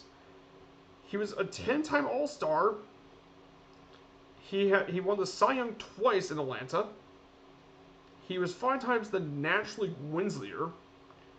And unusual for a pitcher, but he's actually a really good hitter, as he actually has 4 Silver Sluggers, making him one of the best hitting pitchers of all time.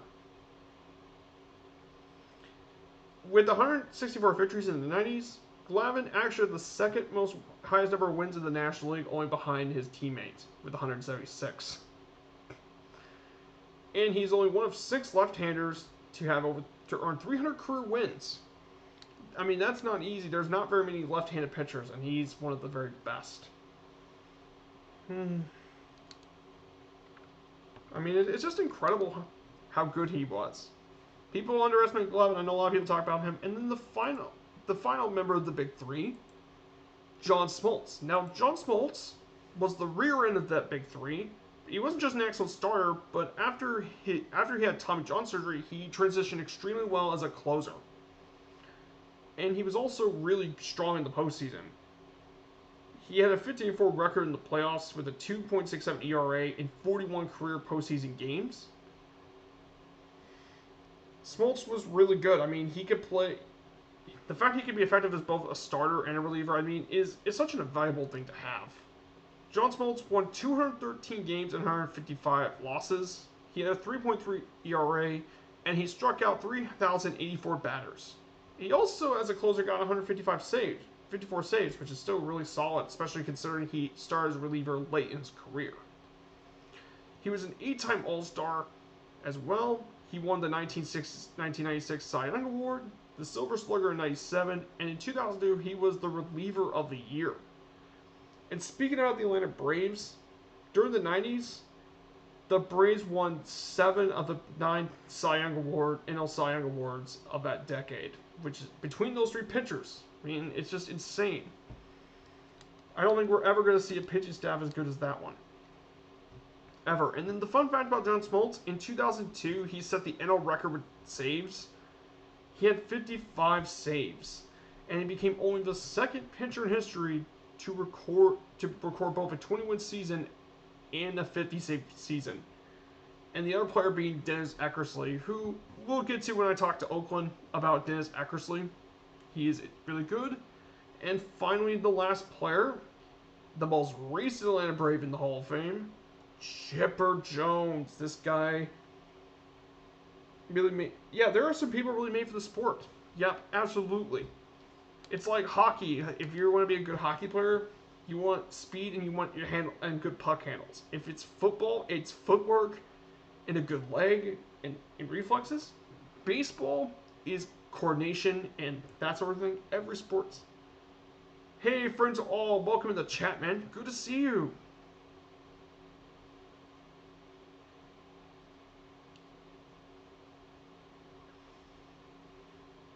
Good to see you. Now, Chipper Jones was actually my favorite player growing up as a kid. He was drafted first in the MLB draft, and he was one of the greatest switch hitters of all time, and he was the hitter that kind of defined Atlanta's dominance in the National League East from 1995 to 2005. What airport I'm approaching? If you want to know what airport I'm approaching, I'm going to bring it up on my map. Give me a second, friend all. The closest airport I'm approaching is Kilo Charlie Zulu Lima. This is the closest. I'm approaching that airport pretty quickly. So it's right here. That's the airport I'm approaching. So, right here.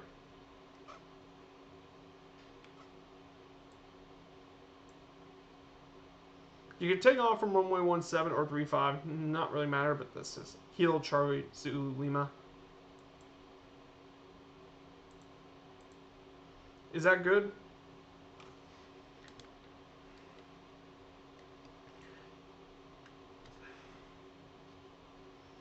But Chipper Jones,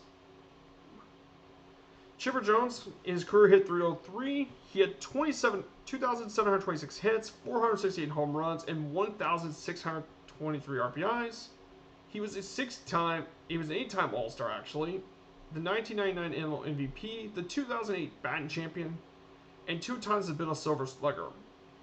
In fact, of all third basemen, he's first all-time in the most career RBI, and he still holds the Braves team record for career on-base percentage. And in fact, he's only the first overall draft pick to be in the Hall of Fame when he was inducted in 2018, making him officially the newest Brave to make it into Cooperstown. Oh, and speaking of Chipper Jones,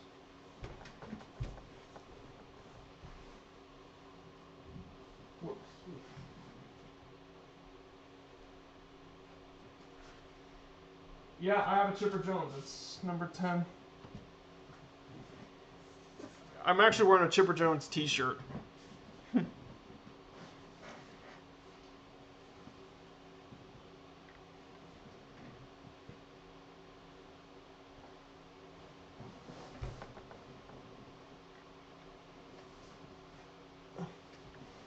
Yep, number 10, Chipper Jones, one of the great switch hitters to ever play baseball.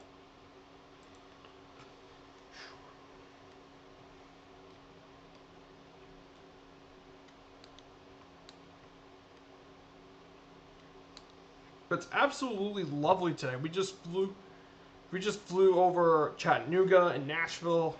Really, really awesome places for Joel. So that sort of stuff.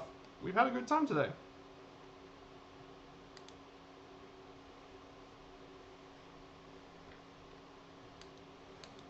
I know yesterday has been a really busy day for a lot of streamers.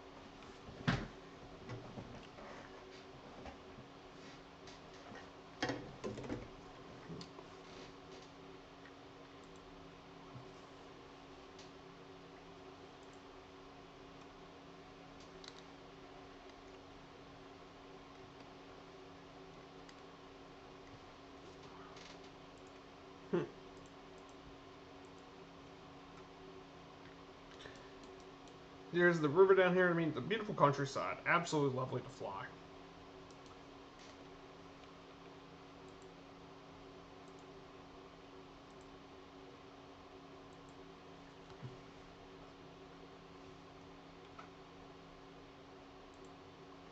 So I've heard that Mert tomorrow is going to start his Seven Wonders of the World. The question is, which one is he going to pick first? I wonder, because there's 7 of them.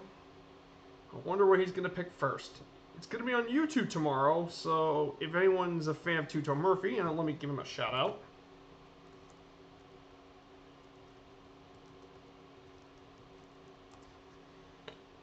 So he streams on Twitch at 1900 Zulu every Wednesday and Friday on Twitch, and he also streams Mondays on YouTube. So do keep that in mind. And as a proud member of the Fireflies, of his group, I probably am more than happy to have any information related to Tuto Murphy.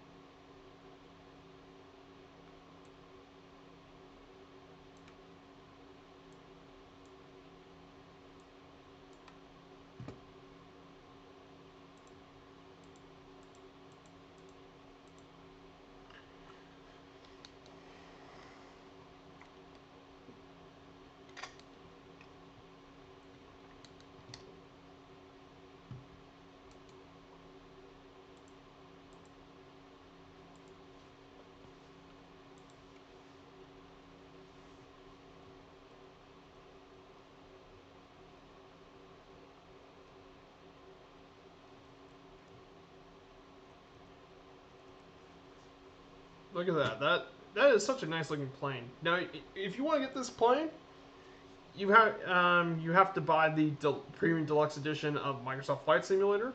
This comes with that. It's a really nice trainer aircraft. Really easy to fly. It's not nearly as easy as a Cessna 152, but this is really nice for those who want a low wing trainer. This is a really good option for it. Also, for those who don't have third-party access to the Piper Arrow, this is a good alternative.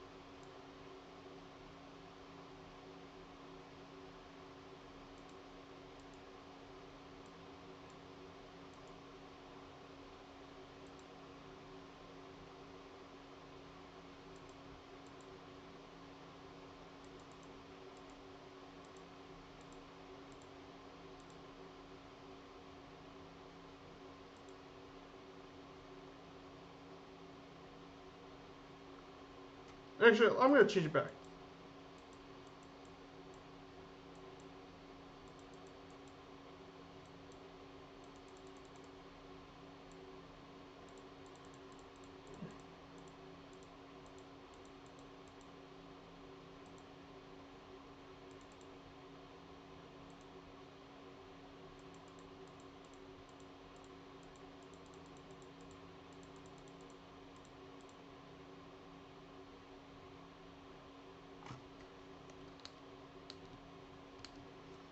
Sorry, I'm changing the GPS to what should to match the route I set up.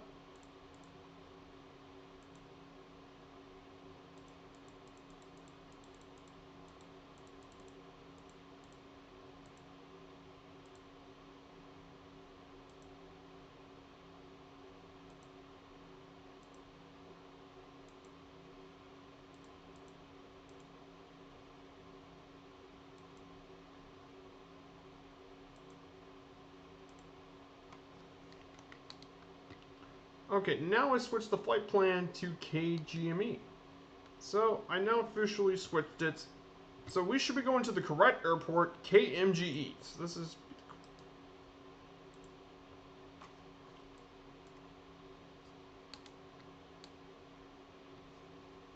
So we should be heading to the correct airport.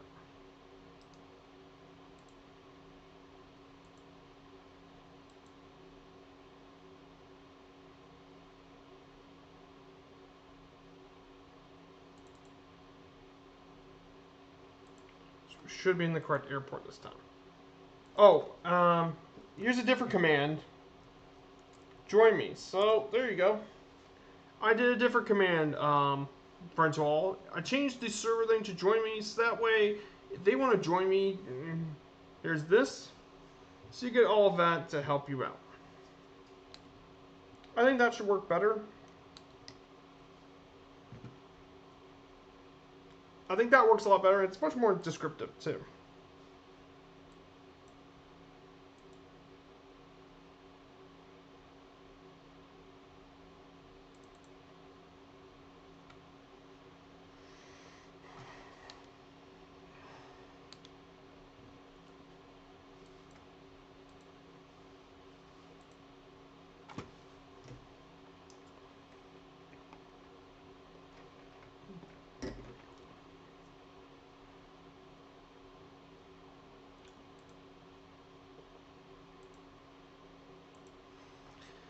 Now, for those who have not seen the Two Dome Murphy Discord, he posts.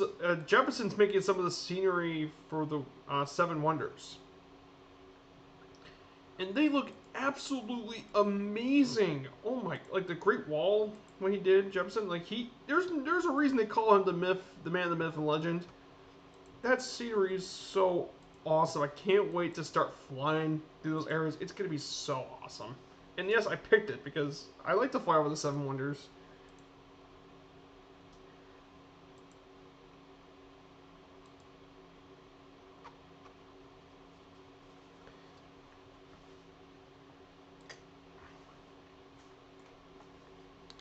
I see they're flying right now, friends all.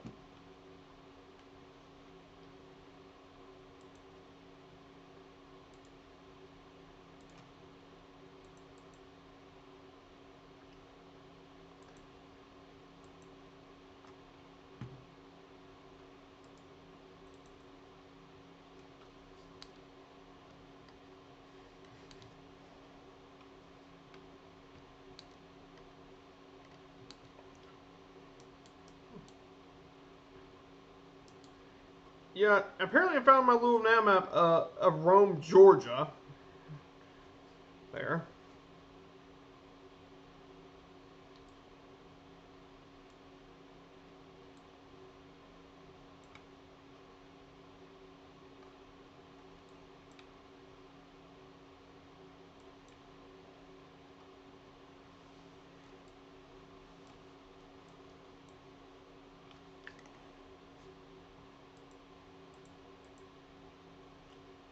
Yes, yes, we need to get the we definitely need to get Jepson sceneries. Jepson.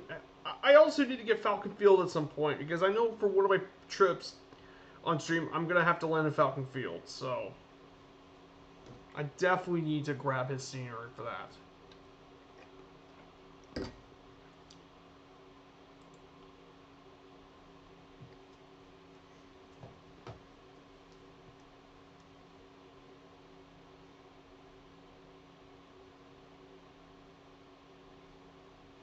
Heard bought up.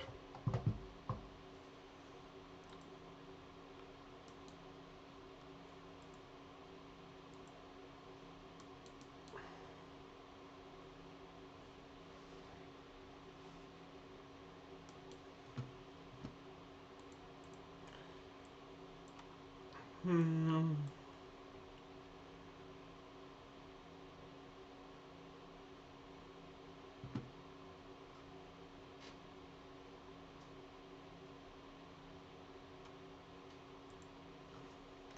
Falcon Field, I know. Falcon Field looks amazing. I need to grab it at some point. Grab it from the marketplace.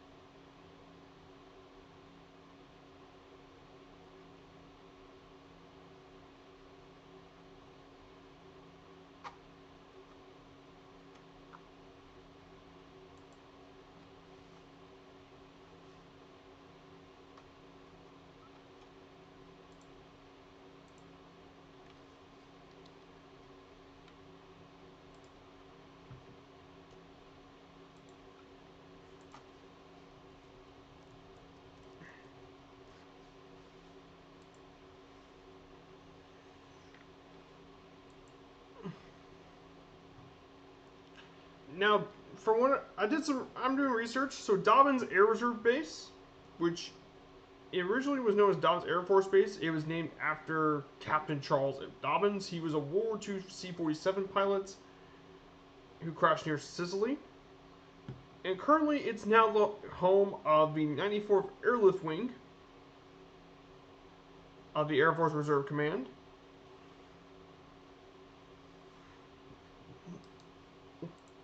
So we'll be landing there for today. Is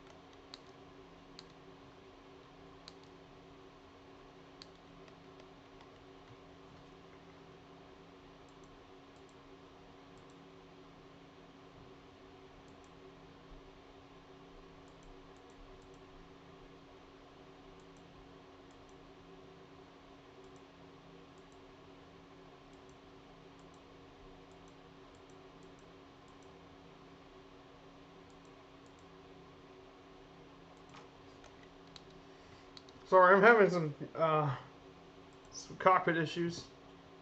Hey, good night, Goblin Zeus. Hey, get some rest, man. You probably need some rest anyway. That was a long.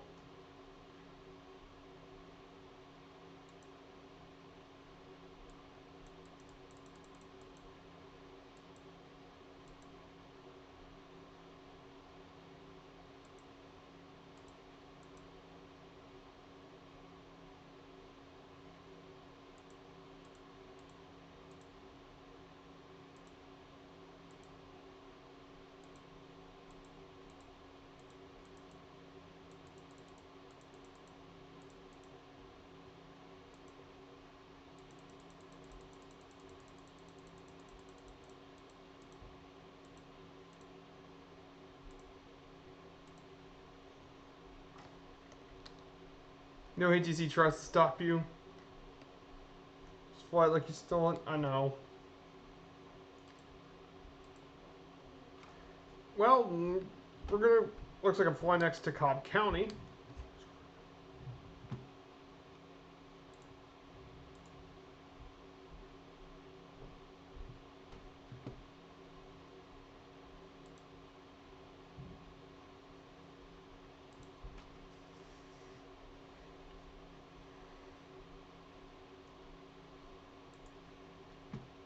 So runway 11 is where I'm going to be landing here today.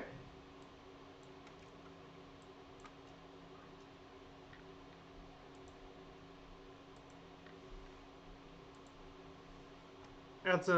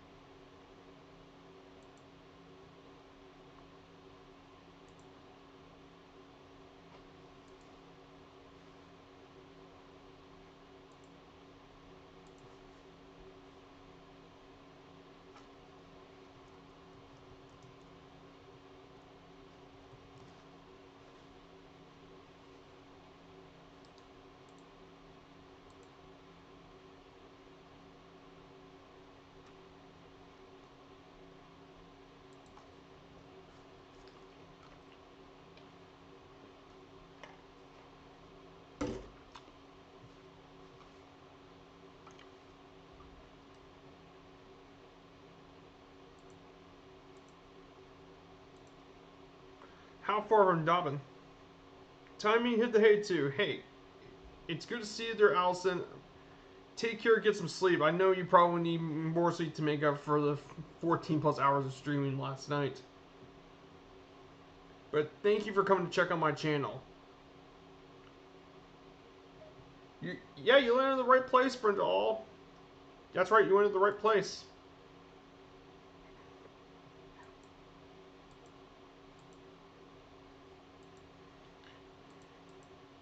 Now, to my left is Kennesaw State University, which is in Cobb County, and that's where also the ballpark for the Braves is located, right there. Yep, you landed in the right spot, fair friend all.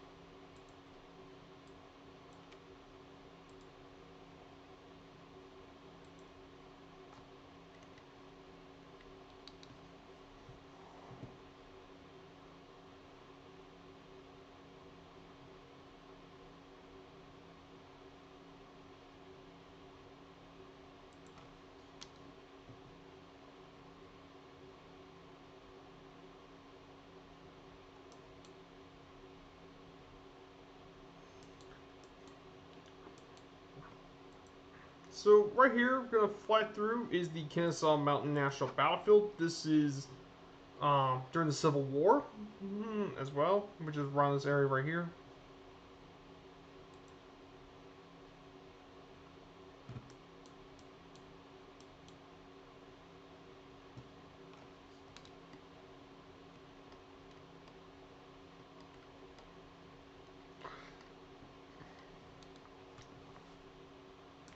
The other reason I decided to pick Dobbins instead of Cobb International is because I'm also a bit closer to the city of Atlanta.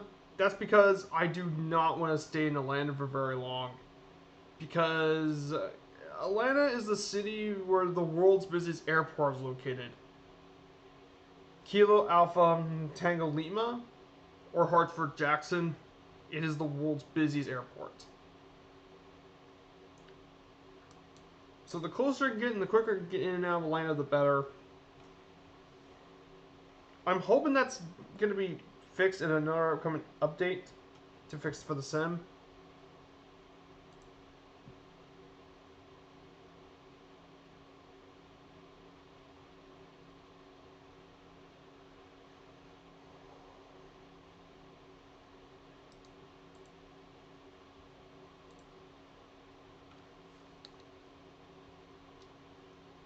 Gonna lower the throttle for a bit.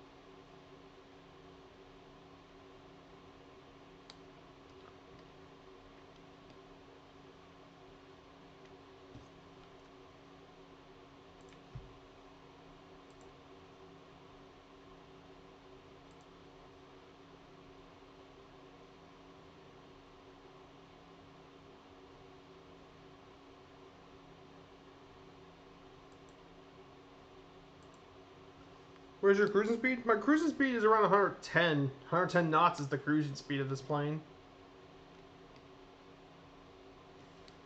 It's the same as the Cessna 152. It's the same cruising speed.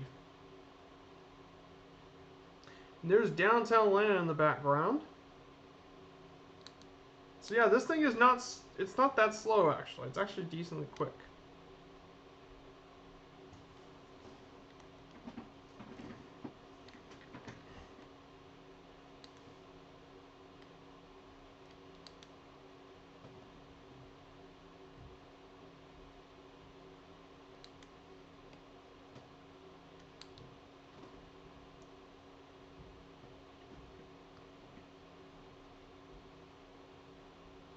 Yep.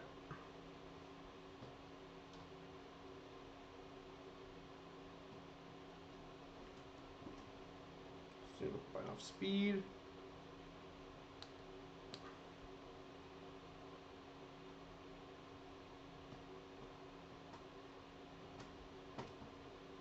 And I'm officially down.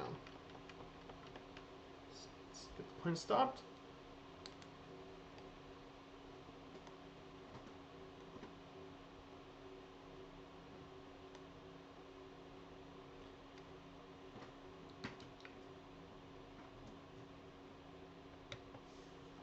There. Get it stopped. Get the propellers back to 0.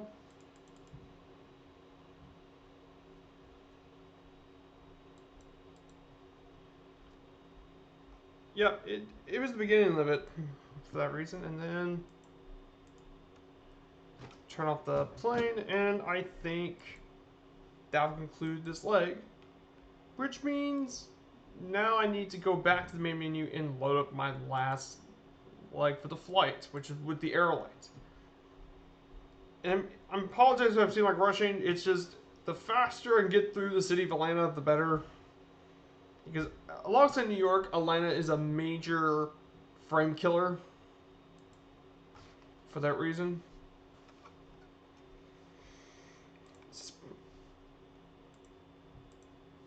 Now, speaking of Atlanta, Georgia,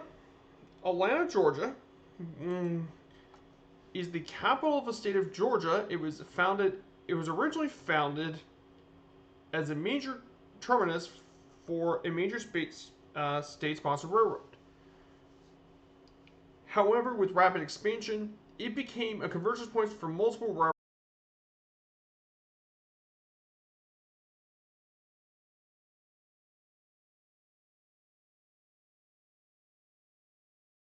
Civil War during his march to the sea. And Atlanta was one of the major cities that was burned down, but thankfully, after Reconstruction, the cities returned back into new life. And during the 50s, this became a major hub for the American Civil Rights Movement back in the 50s.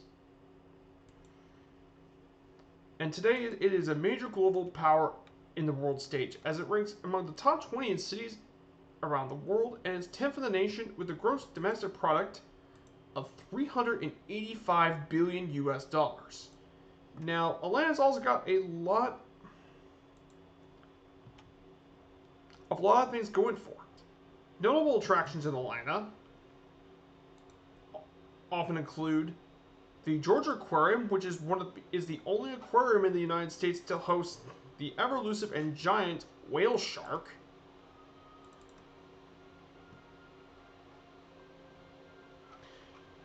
The next place I want to keep in mind is the MLK Jr. National Historic Site, as this was the birthplace. What was the model of that aircraft? That was a Diamond DV-20.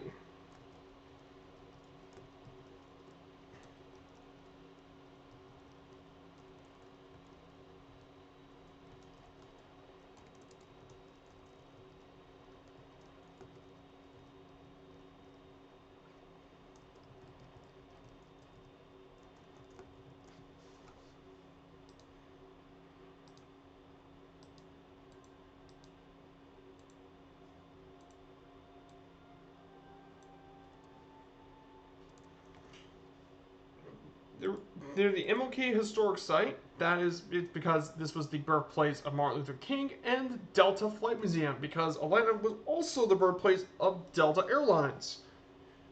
and that's the major hub of Delta, which is Hartsford Jackson. Notable Atlanta citizens include Martin Luther King, who was born in Atlanta, Jimmy Carter Jr., aka Jimmy Carter, who was the 39th United States president, and media magnate Ted Turner, the founder of TBS, is located in Atlanta. And also, one more fun little thing about Atlanta. Atlanta was the birthplace of Coca-Cola. And there's even a museum around there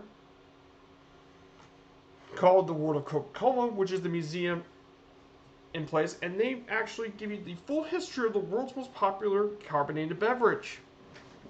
This was invented back in the 1880s and such. So this was actually a very important city for the grand scheme of things.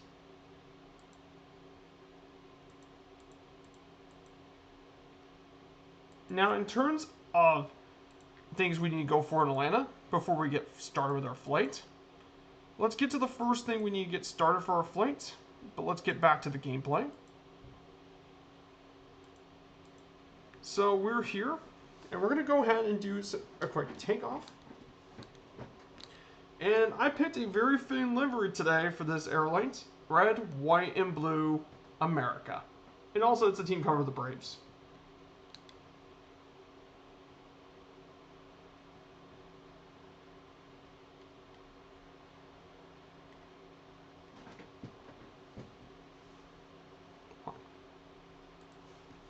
So, for the first thing in the slideshow is the newest park, is the Braves' new home, Truist Park.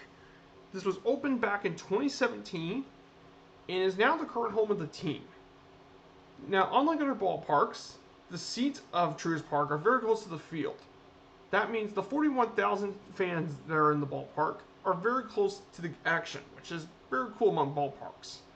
The dimensions are nearly identical, except that right field is 10 feet shorter, but it has a higher set of walls, and left field's a bit deeper with shorter walls. Now, other features in the park include a water feature, which is located in the batter's eye, and if you don't know what the stadium term is, a batter's eye is usually darker. It's usually in center field, and it's darker, so it's easier to see the baseball. So that is what a batter's eye is. Monument Garden, which is full of statues and other stuff, and it has a built-in Wi-Fi network. In fact, one of the most robust in the major leagues. And a fun fact, the ballpark was actually recently built in a recently new entertainment district called the Battery Atlanta, and it features a mixture of shops, dining, living, and workspace environments. However, unfortunately in the sim, this is not featured in all of the sim, because this was back in 2014, and all of this was completed much earlier. So it's really unfortunate we actually can't really see the ballpark in its full glory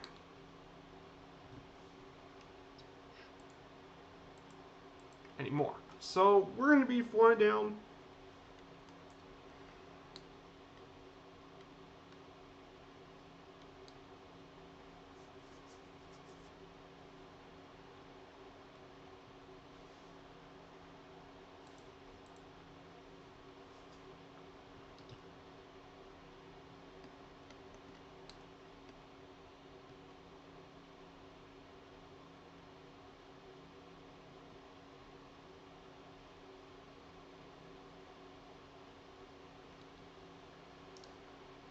In fact, the ballpark's actually right next to the Dobbins Air Force Base, so this should be very easy to fly to.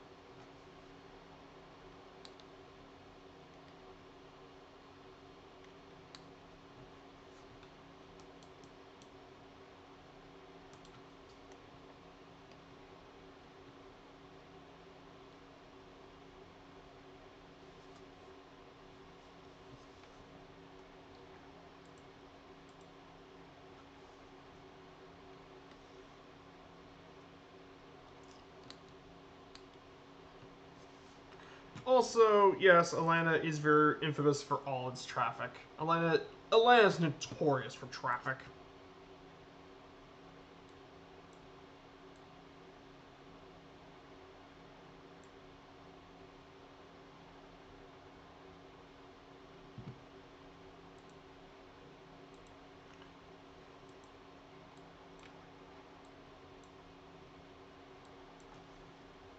There's Oaks of the Cumberland region.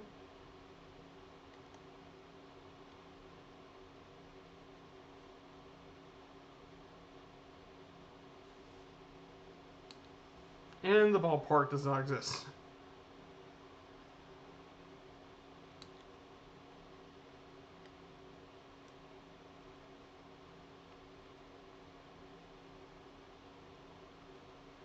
There's Truist Park. This is where they constructed the ballpark.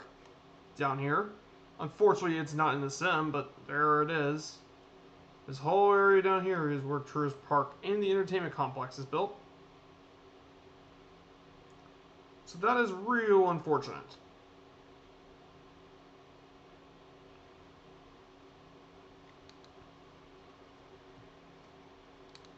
Real unfortunate.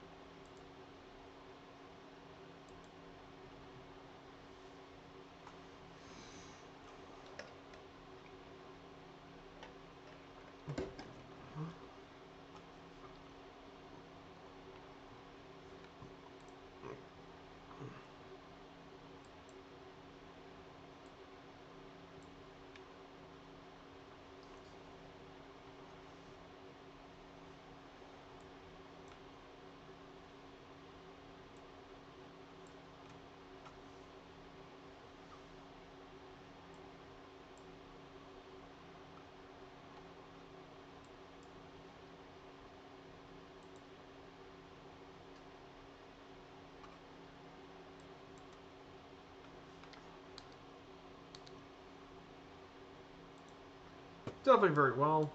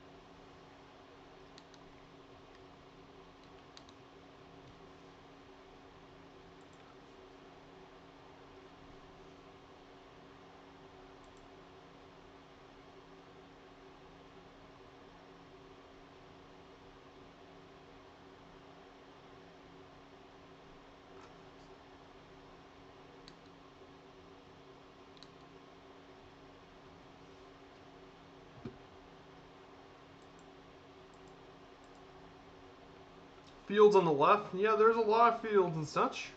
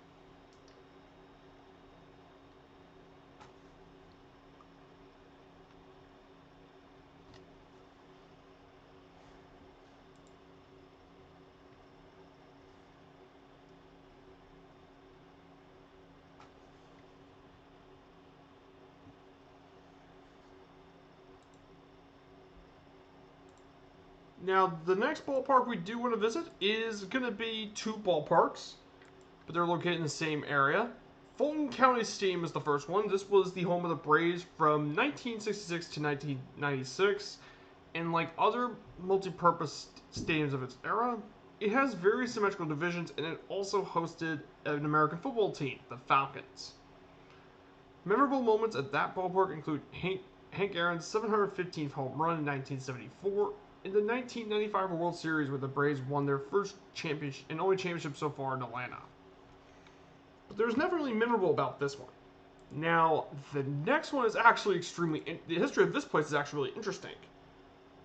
And that's Turner Field. Now, Turner Field was the home of the Braves from 1997 to 2016. And it was originally built for the 1996 Olympic Games that were in Atlanta that year. So it used to be an Olympic stadium, actually, before it was reconstructed as a ballpark. That stadium was for the track and field and such, and that hosted 85,000 spectators.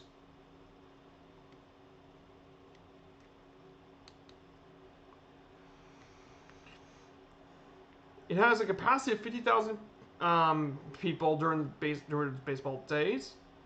And it had nearly identical dimensions, except left field was 5 feet further than right field, and left center was 10 feet shorter than right center. Some of the more interesting features about Turner Field include the Braves Museum and Hall of Fame, the Coca-Cola Sky Field in left field, and the Monument Grove, which is located over there. It is. Atlanta's a very nice city there, Bada P. Some of the most memorable moments at Turner Field include the 2000 MLB All-Star Game, Randy Johnson's 2004 perfect game against the Braves, and the 1999 World Series were held here in Turner Field. And the fun fact is that after the Braves left Turner Field, it was actually reconstructed again as an American football stadium and is now called Center Park Stadium, which is right this picture down here. And it's now home to the University of Georgia State University, and their football team now plays there. So yes, that stadium's got quite the interesting lifespan. Quite the interesting lifespan.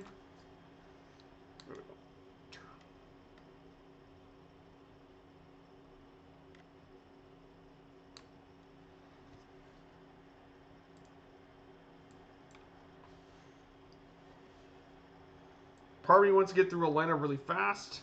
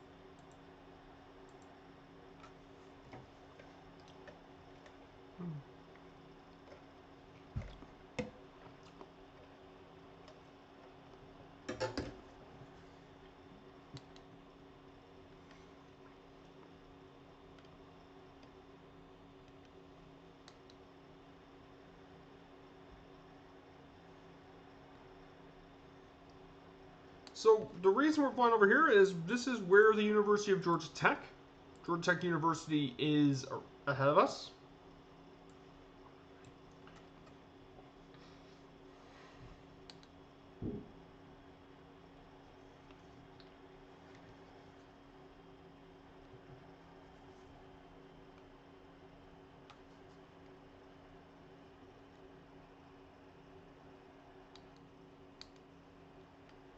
I mean, it's incredible about the city of Atlanta. It's big cities.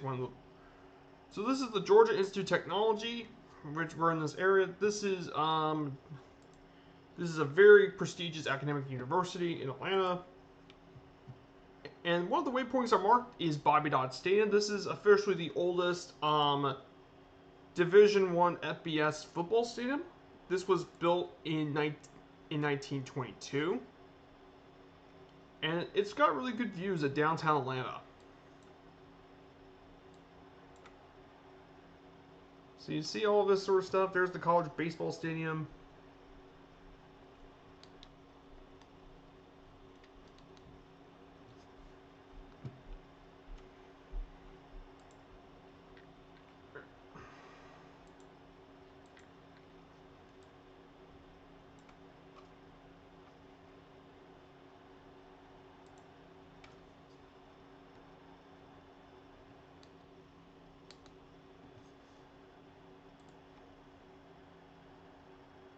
There's Bobby Dodd Stadium down over here.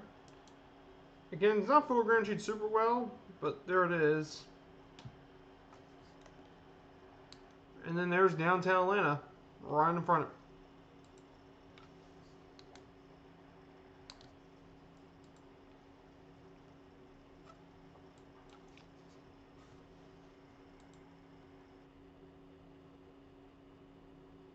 So I'm just going to pause the game a little bit.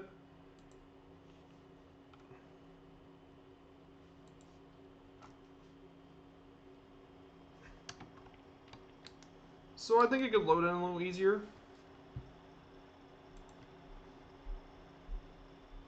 So there's a lot of iconic Atlanta landmarks in the city. The World of Coca-Cola's around here. They're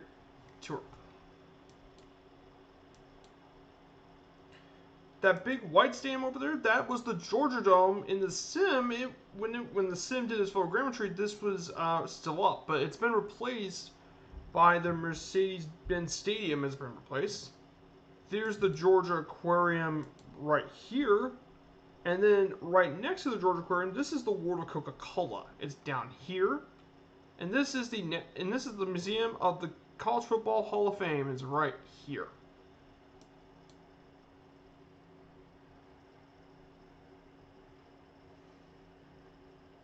So there's quite a few Atlanta landmarks that I know of, off the top of my head.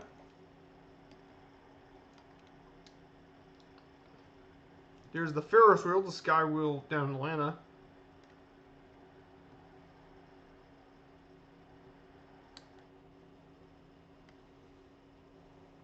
So how are you all handling the city of Atlanta? I'm still getting some stutterage.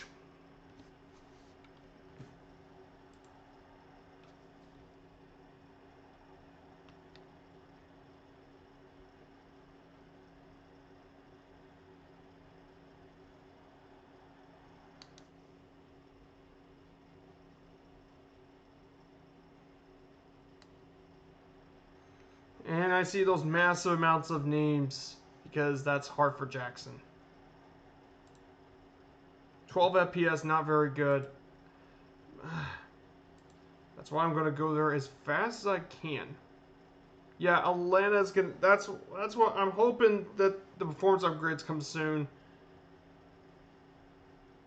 My opinion, this is a very interesting slippery slope. I feel personally.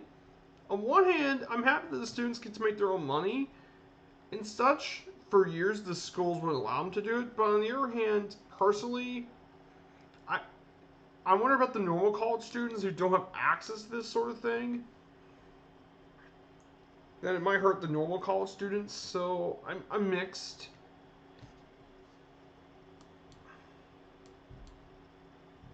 Now here is Fulton County Stadium. This is what's left of it. There's a baseball diamond over here.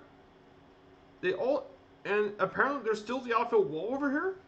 If you see right here, there's the original outfield wall, and there's still a plaque commemorating Hank Aaron's 715th home run, which is located around here.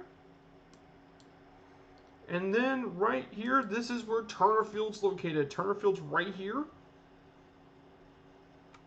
So there she is. There's Turner Field.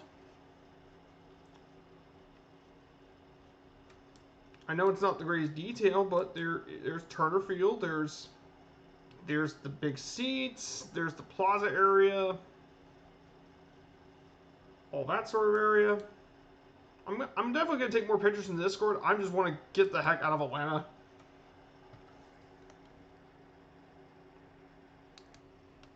And we're out here, boys.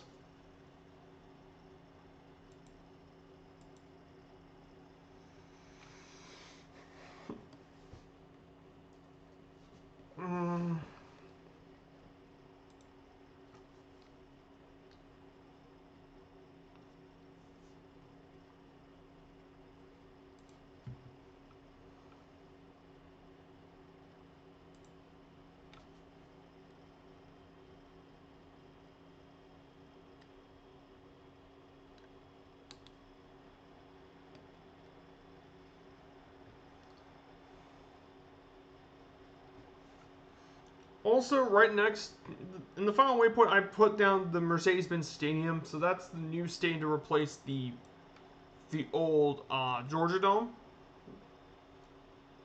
And right next to it is CNN. That's right next to it. And then there's State Farm Arena over here. So State Farm Arena is home to the Atlanta Hawks, who barely missed the finals last night as they lost to the Bucks.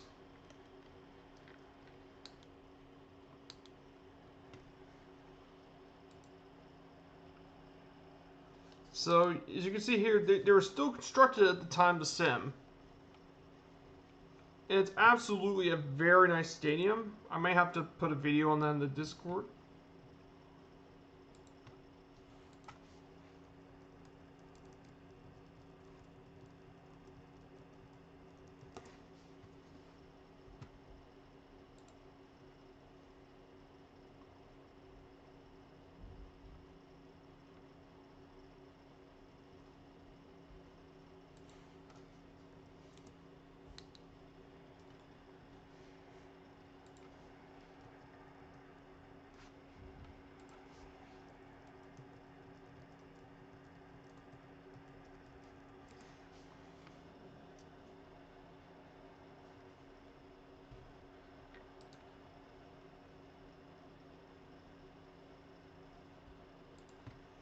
So let me show you what Mercedes-Benz Stadium is like.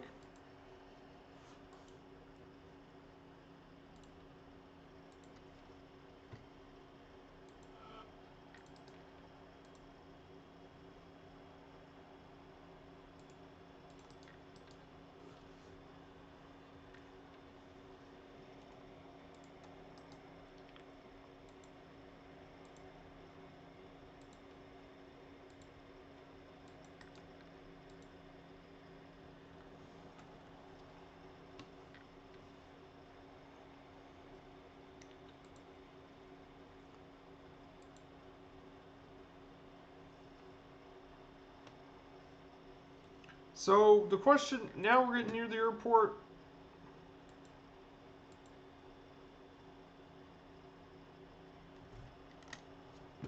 Now the question is, what runway do I need to land at the airport?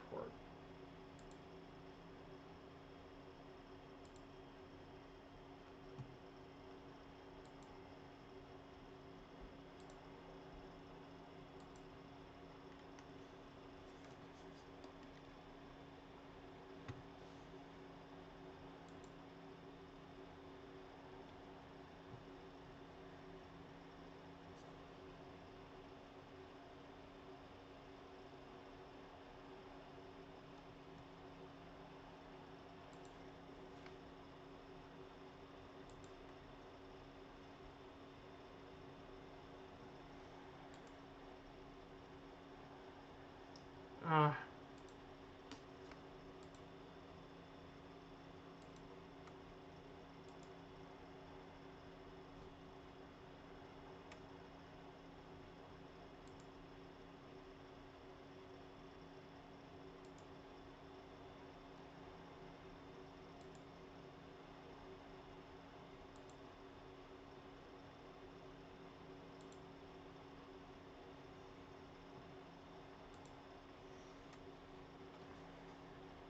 we're going to run on one-way 26. So it's going to be not very far from here. What would actually get there?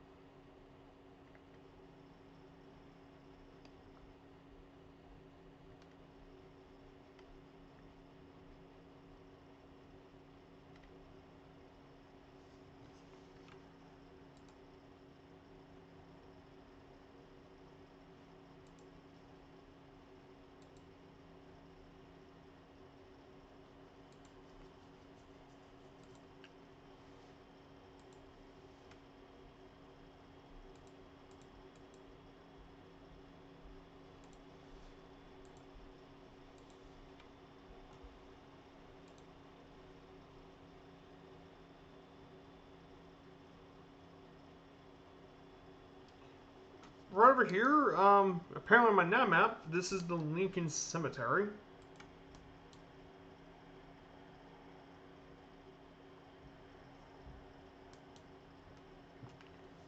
I'm almost at the airport.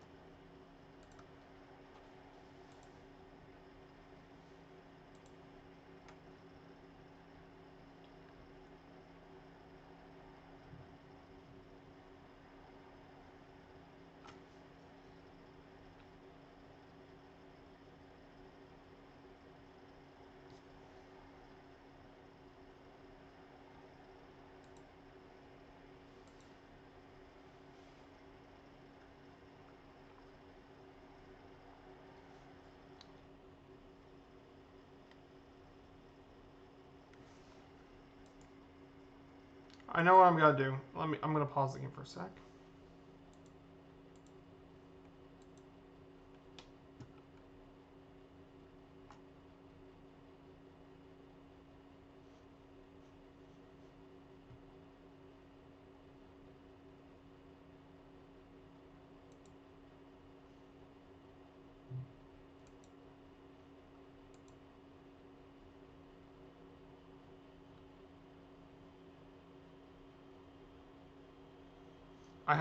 I'm gonna change the thing photogrammetry. If I get rid of some of the photogrammetry, it could speed up my game a bit.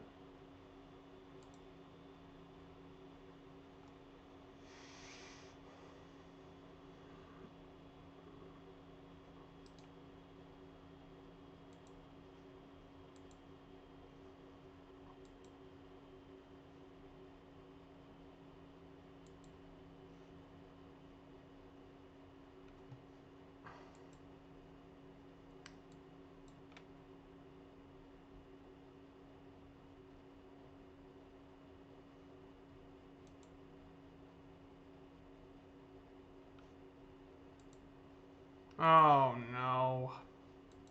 This thing stopped.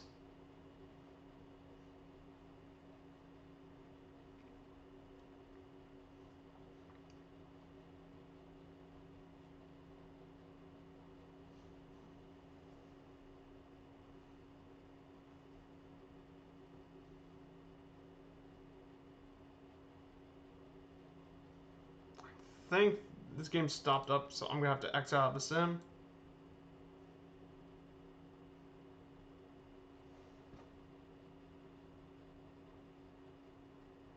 I gotta apologize to you.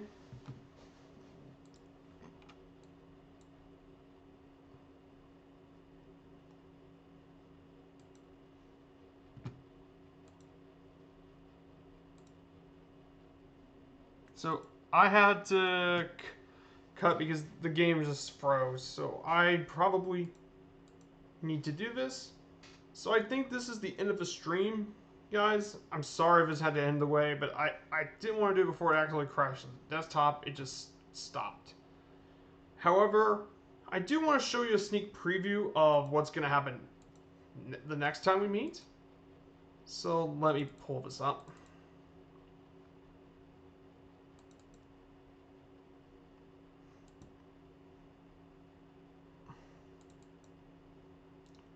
I was thinking something like, okay, okay, good, I'm glad.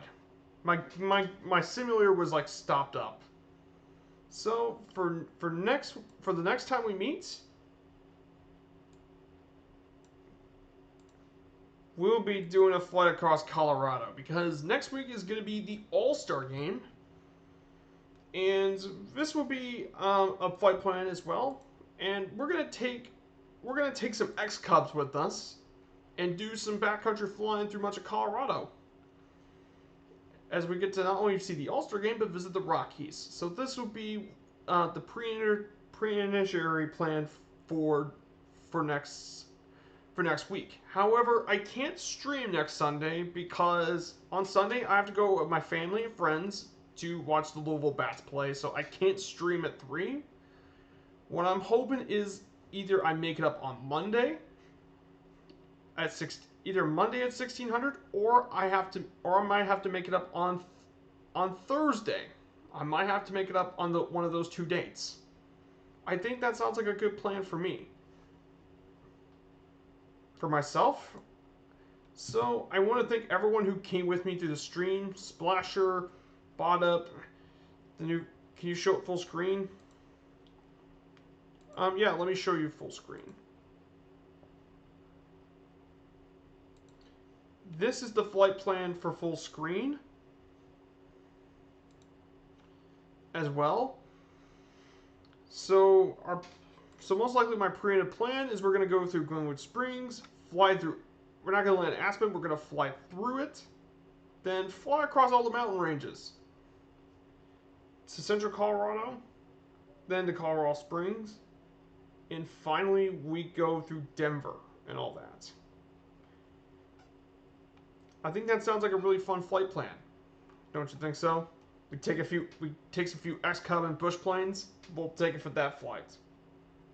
I think that will sound awesome. Well, I guess this is the end of the stream, guys. I want to thank everyone so much for joining me today. I know it didn't end as good as people thought. I had some major slowing downs. But I appreciate. But we still got to look at all of Atlanta as we wanted to. We just couldn't make the landing. But I want to thank everyone here. And have a great day. See you all later.